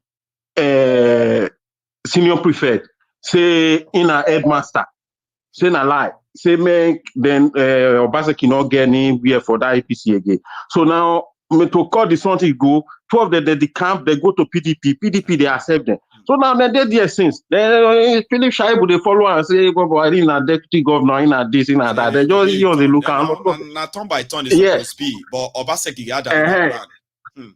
So now Obaseki now just they look and 12 they did there. So now, Philip Shaibu saying get level for the party, they go everywhere saying a street boy, in a grassroots, in a this, in a that.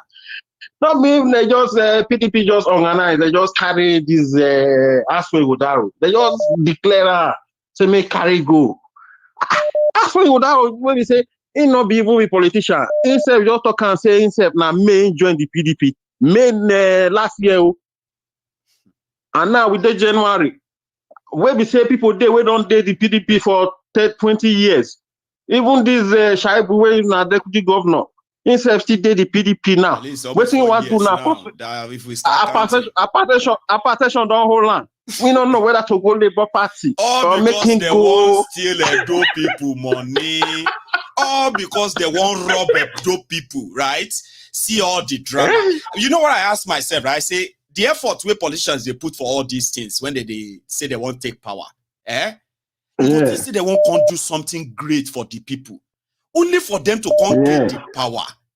Baba, come turn to Lord and Savior. So I'm still trying to understand it, but the part of the people where can't they tolerate them, uncle? Man, no, the masses waiting they tell the masses we say they go bring the person as and they don't present as when go down now. They go tell them say now the man be this. Now we go do all the thing we about saying if you do this or go down. Do now go do. Now what did they told them? And Nigeria be saying now to just tell them now they just want to hear. Even though you not doing, they go come, they expect and they look, say, look, say he go come. He go come. And they know they do, they just they talk him. All of them know that one. And talk, they just they talk. Say, now their God go judge you. You know, say God love poor people. You know, say God love poor people. So if you want God people love, just be poor. You understand? You know, say my former prayer say it go better. You get them. It go better. So now this something now waiting just did they just talk say they go do. And they don't carry come now. They go talk say waiting Obaseki don't continue. That hospital when they build that road when don't do nothing. When we say they go say now he go do and he not go do anything. And he go just now so they do Nigeria. Maybe just say you be from Edo. Yeah. You be from Edo. Yeah. Remember that time when Buhari come open that hospital where Oshiomhole built that time? Remember? That time where Oshiomhole time is almost finished like this too. Obaseki was campaigning to be governor. If you remember that time, Buhari just won election 2015. So Buhari come here. Where they talk say, God damn it, God is so merciful. Like God is so patient. We'll be honest. God of Old Testament, not be God of New Testament. You know, see, they say God of the Old Testament. That one they jealous, right? It no nice. Yeah, he could just try to kill you like that. Sure you get. So they say Buhari just came. Oshiomhole was renting medical equipment just for commissioning of the building where them build. They say Buhari will just come power for May. You carry and enter Edo for August. They open hospital built by Oshiomhole. They can't say Muhammadu Buhari General Hospital. But not in the inside though. They rented all the equipment. Buhari walk inside. They took pictures. Baba, as Buhari they leave, as Oshiomhole they leave, the company will bring all the equipment. They pack them. Did you know about that crime? 8 years after, I heard it. Obaseki no finished that hospital. 8 years after Obaseki came, that hospital still there. They no finish am. You know go do. You know say na game now. You know go put anything inside. You know say na rage na lies. You know that building itself. If you say not be even be hospital be the building. Why you go continue something where we say that for different thing? Na lie. Now Nigeria for you with that. Now just the Nigeria now which just did there. Because all this one where we they talk. I'm like, do people remember, Sha? Like people they remember what they go do. They even still made them senator. I'm like, okay, well, I've seen wars elsewhere. So I just sold my piece there because that's why they think I'm all. You know, that senator will be saying B. Na Kaba then B. Na Kaba. Now the same thing with the talk now of this Aswen. Aswen now don't he not be politician. Good, he don't make name, he don't arrange himself as a person. In a person will be saying a lawyer, in a senior blah blah blah for this their lawyer, in a head of blah blah blah. He don't work with for that. They have been in business for a long time. He's so now the Kaba. See, he's in private sector. Just like Oshiomhole was working with Obaseki when Obaseki was in private sector. You see all this money laundering, all this contract, all this money, all this loan, facilitating loans for governor. Now the work with this guy they do for private sector be that they are the corrupt version that will help facilitate other corruptions perpetrated by the politicians. It's a chain of so what they now do is that they bring their friends in because you don't see their friends as politicians, but everything where they go inside the government, they know as money they move. So they are the people they can trust. All the money where Obaseki probably stolen from Edo State, right? This guy knows how and where they move them. Sure you get. To cover him, Obaseki who knows what he did.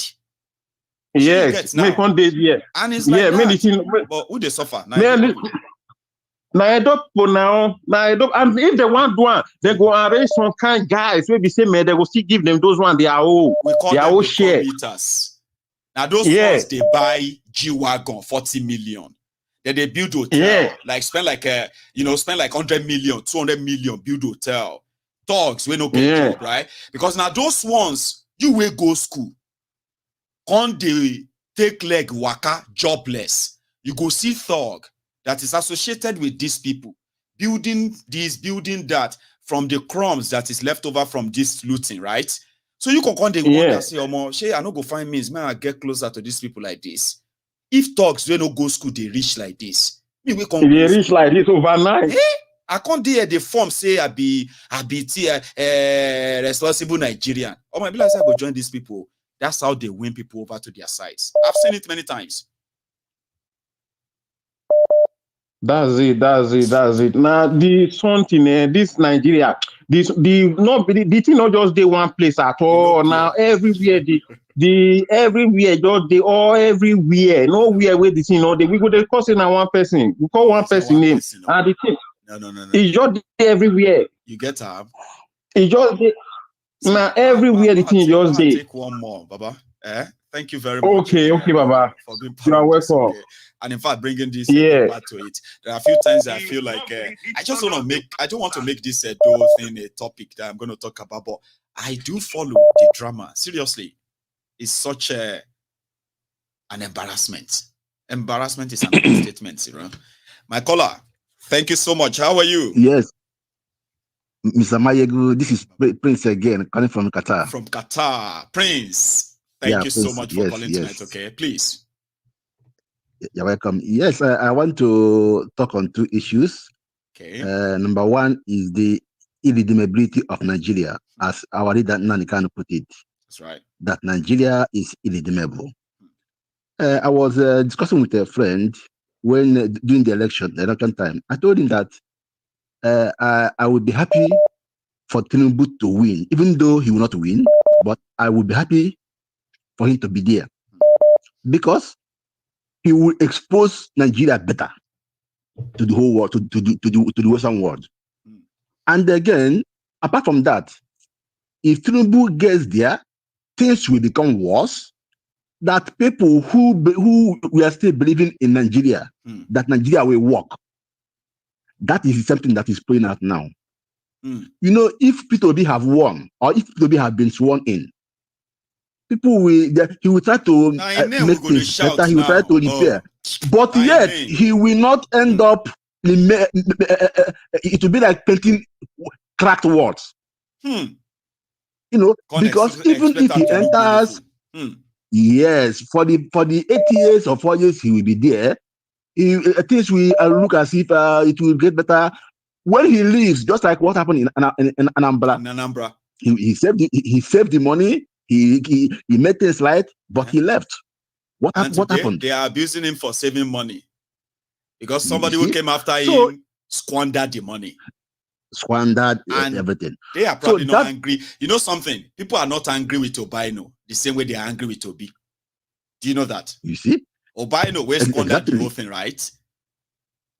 It's not a big now they are forgetting him. You know? It's not like the picture now. You see? Life, Nigeria. So now the Kanu said that Nigeria is irredeemable. So it is good that Tinubu is there because Nigeria have become worse. So now anybody who were having hope before that Nigeria will be great again, that Nigeria will be good again. Now, just like they say,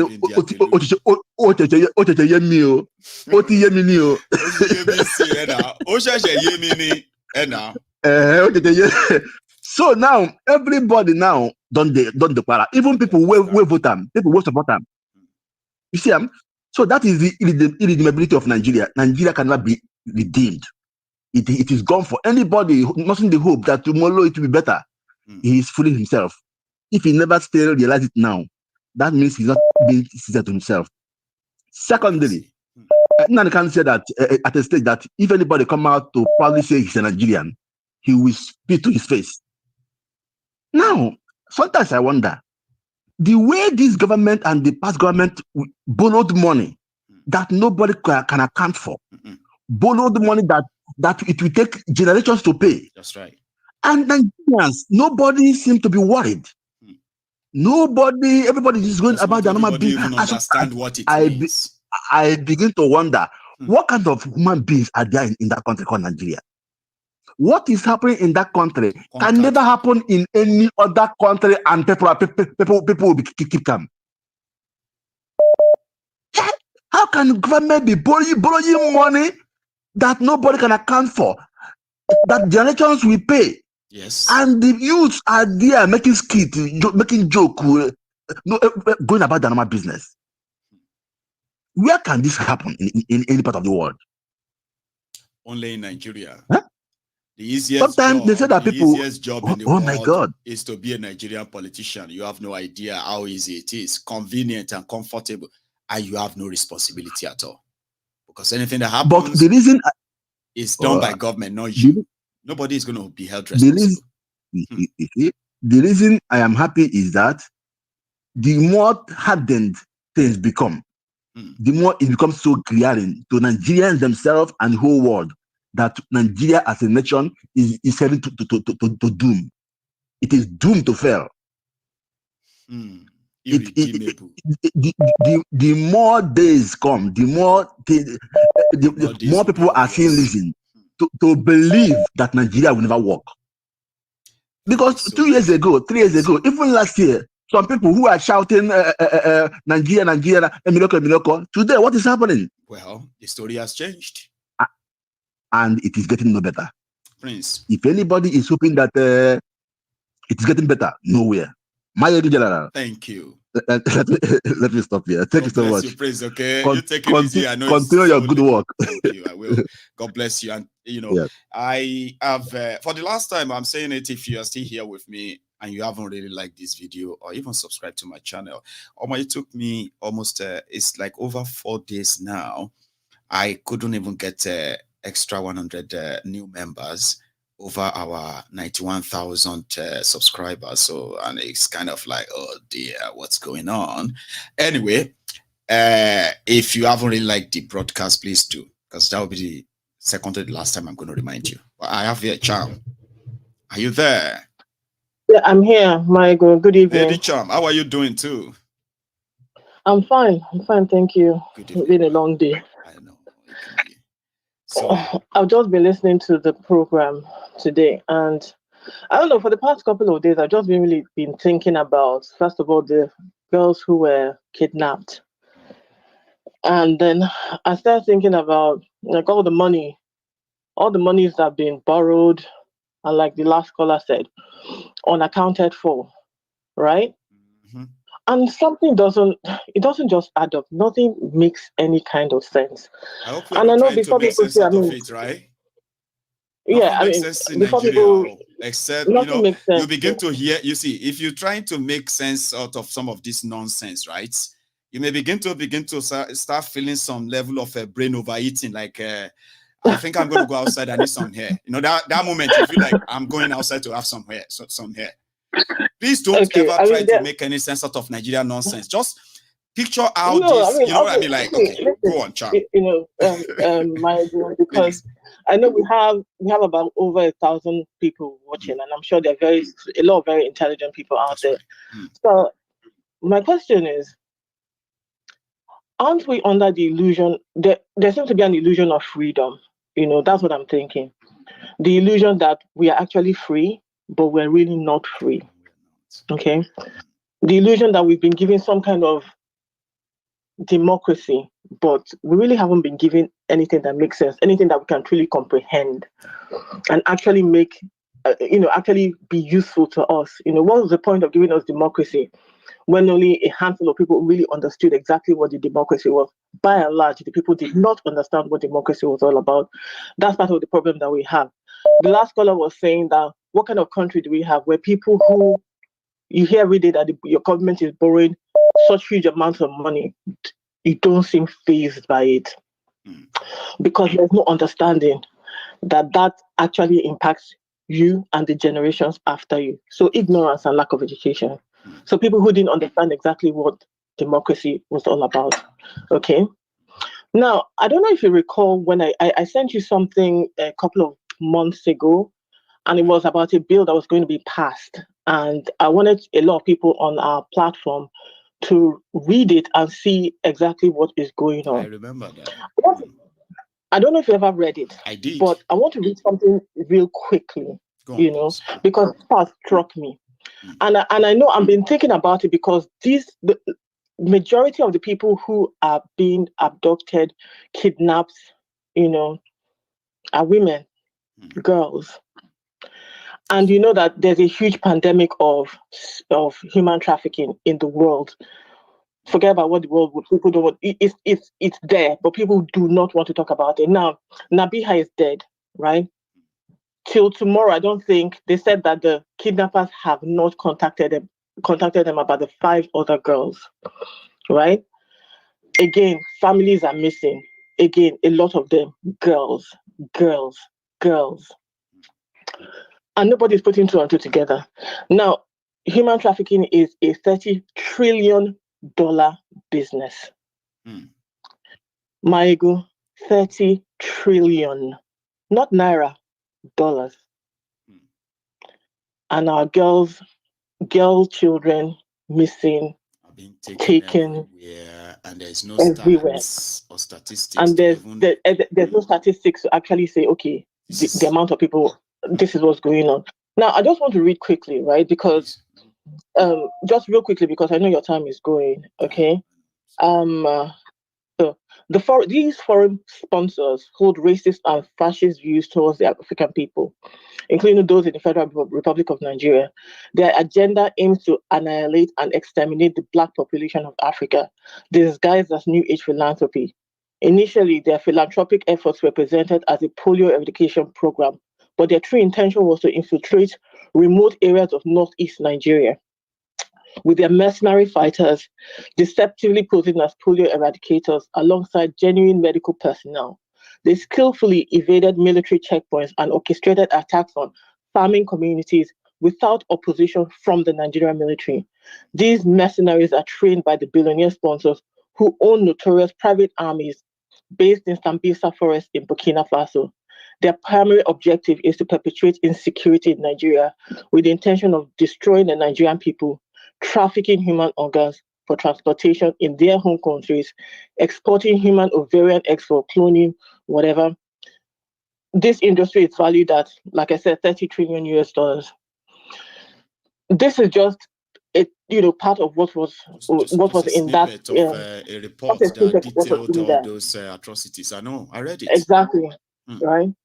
So I think the reason why I'm calling today, I mean, we can talk about the corruption, we can talk about all of that, but I think people are waking up to the idea. I'm certainly waking up to the idea that we're not exactly free.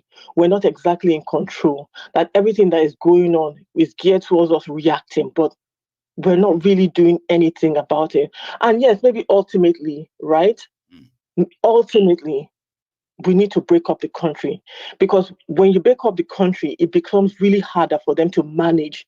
Do you understand? Like somebody said, Nigeria is like easily controlled because it's one entity. But by the time you break it up, it's harder. Right? I'm not saying it's because you still have useful idiots. Those useful idiots are the greedy ones who will still, sell their people down the line just to make a few bucks at the end of the day. But, right? When you break it up, it makes it harder for them to, how will I put it? Decentralize the whole thing. Exactly. You imagine a situation where Nigeria have a confederation, for example, right? A confederation whereby every region is controlled by the people of every of that region, or geopolitical, or whatever they want to call it, right? They are those things. So all they do is just to give what they call the federal government tax. They just contribute stipends together to manage the central government. Do you know that that alone, decentralization alone, right, would take control away from all this vested interest internally and externally? It will destabilize them, like you are saying now, right? Exactly. And if this finally now leads to, go on, sorry. No. I think that's exactly what needs to be done. Not just destabilizing the crooks that we have in the country, but destabilizing the stranglehold that external forces have in the country and their interests as well. Because that way it's harder for them to, perpetuate this level of evil. Because at this point in time, we're just looking at, oh, this is happening, that is happening, but we're not really looking behind the picture, what's going on. Like, where are all these girls? All these people that have been killed, where are they? What's happening? Has anybody actually, because, our government is useless, check the bodies of all of these people that they keep finding? Nobody is doing any of that. Oh, the person is dead. They just wrap the person up, throw the person inside there. That's the end of it. They just say they go and like, man, I kind of get your drift. I get where you're coming from. It's concerning, and there are so many questions that people never really get answered to, and they will never get answers to. Exactly at the end of the day. But I just wanted to bring it to our platform and just people, let's start thinking. Let's start thinking outside of the box, because it's not just what we see. They are already running. See, Cham, they have been running this market for human trafficking, organ trafficking, and all of these have been masked with the terrorism up north, including the stealing of the resources where villages where people were attacked, small children, kids were kidnapped. They kill their parents and they take the kids off, and then there is no record. There's no real record to say, oh, we are still looking for Anifat. Where is Anifat? Say, oh, maybe Anifat is killed, and everybody just believe that she's killed. Maybe part of those they give mass burial there.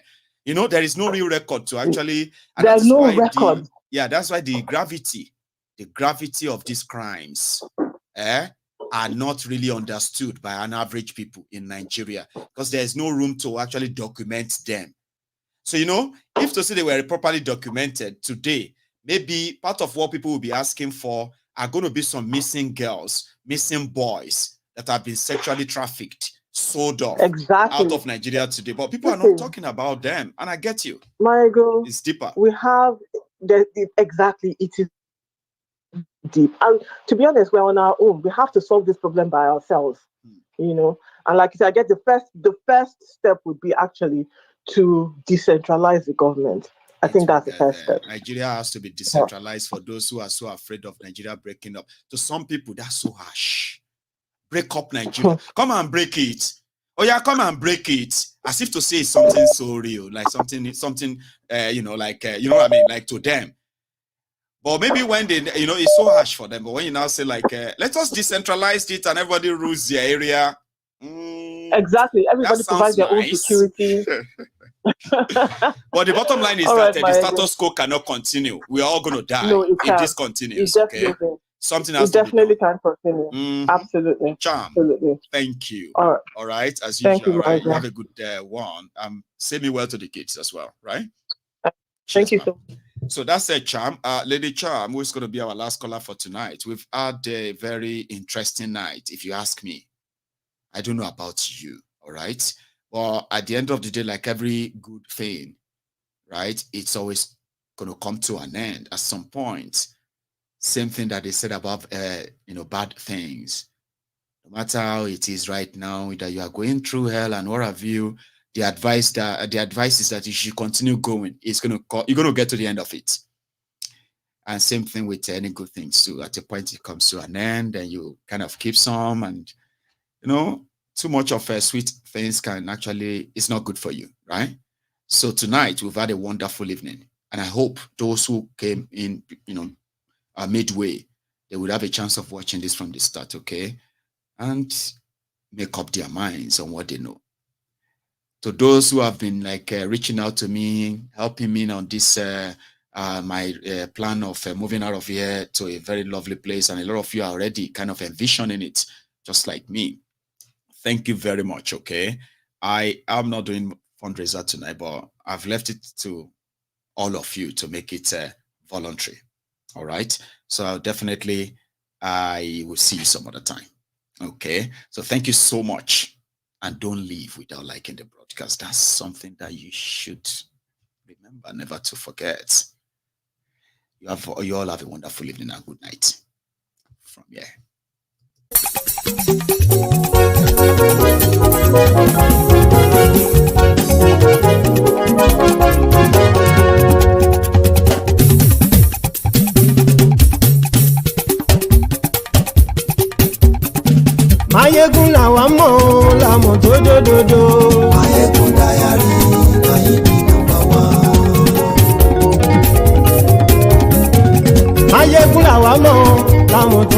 dòdò. Mayegun diary, Nayibi number one. Mayegun ti dé o, ọ̀rẹ́ ará ìlú. Mayegun diary, Nayibi number one. Lórí Facebook, lórí YouTube. Mayegun diary, Nayibi number one. Gbogbo bó ṣe ń lọ ni Mayegun já wa sí. Mayegun diary, Nayibi number one. Àṣírí ọ̀jẹ̀lú kì í bò níbẹ̀ o. Mayegun diary, Nayibi number one. Bó bá ṣe eré, àní Mayegun máa wí. Mayegun diary, Nayibi number one. Ó sì tún ṣe eré, wàá gbọ́ níbẹ̀ o. Mayegun diary, Nayibi number one. Mayegun diary, diary politico. Mayegun diary, Nayibi number one. Godfatherism kò sí lọ́rọ̀ Mayegun. Mayegun diary, Nayibi number one. Ẹ farabalẹ̀ sẹ́ o kẹgọ́rọ̀ lẹ́nu o. Mayegun diary, Nayibi number one. Àní Mayegun làwa mọ̀ tó dòdòdò. Mayegun diary, Nayibi number one.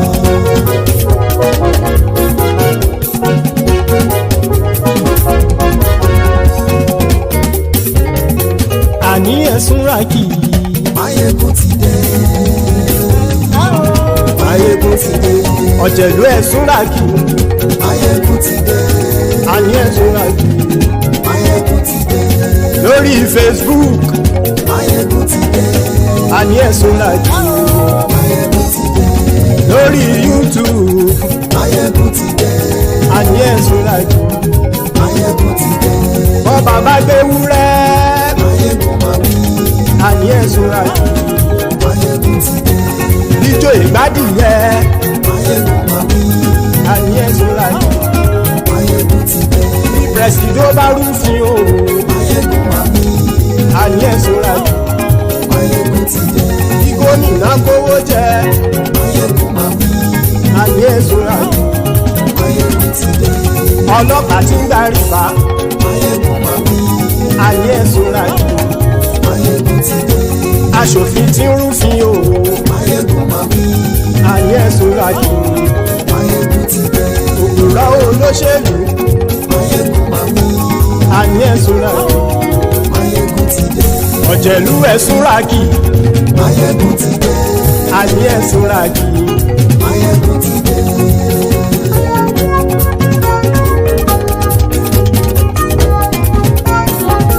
Mayegun ti dé. Gbogbo ọ̀jẹ̀lú ẹ̀sùn ràkì.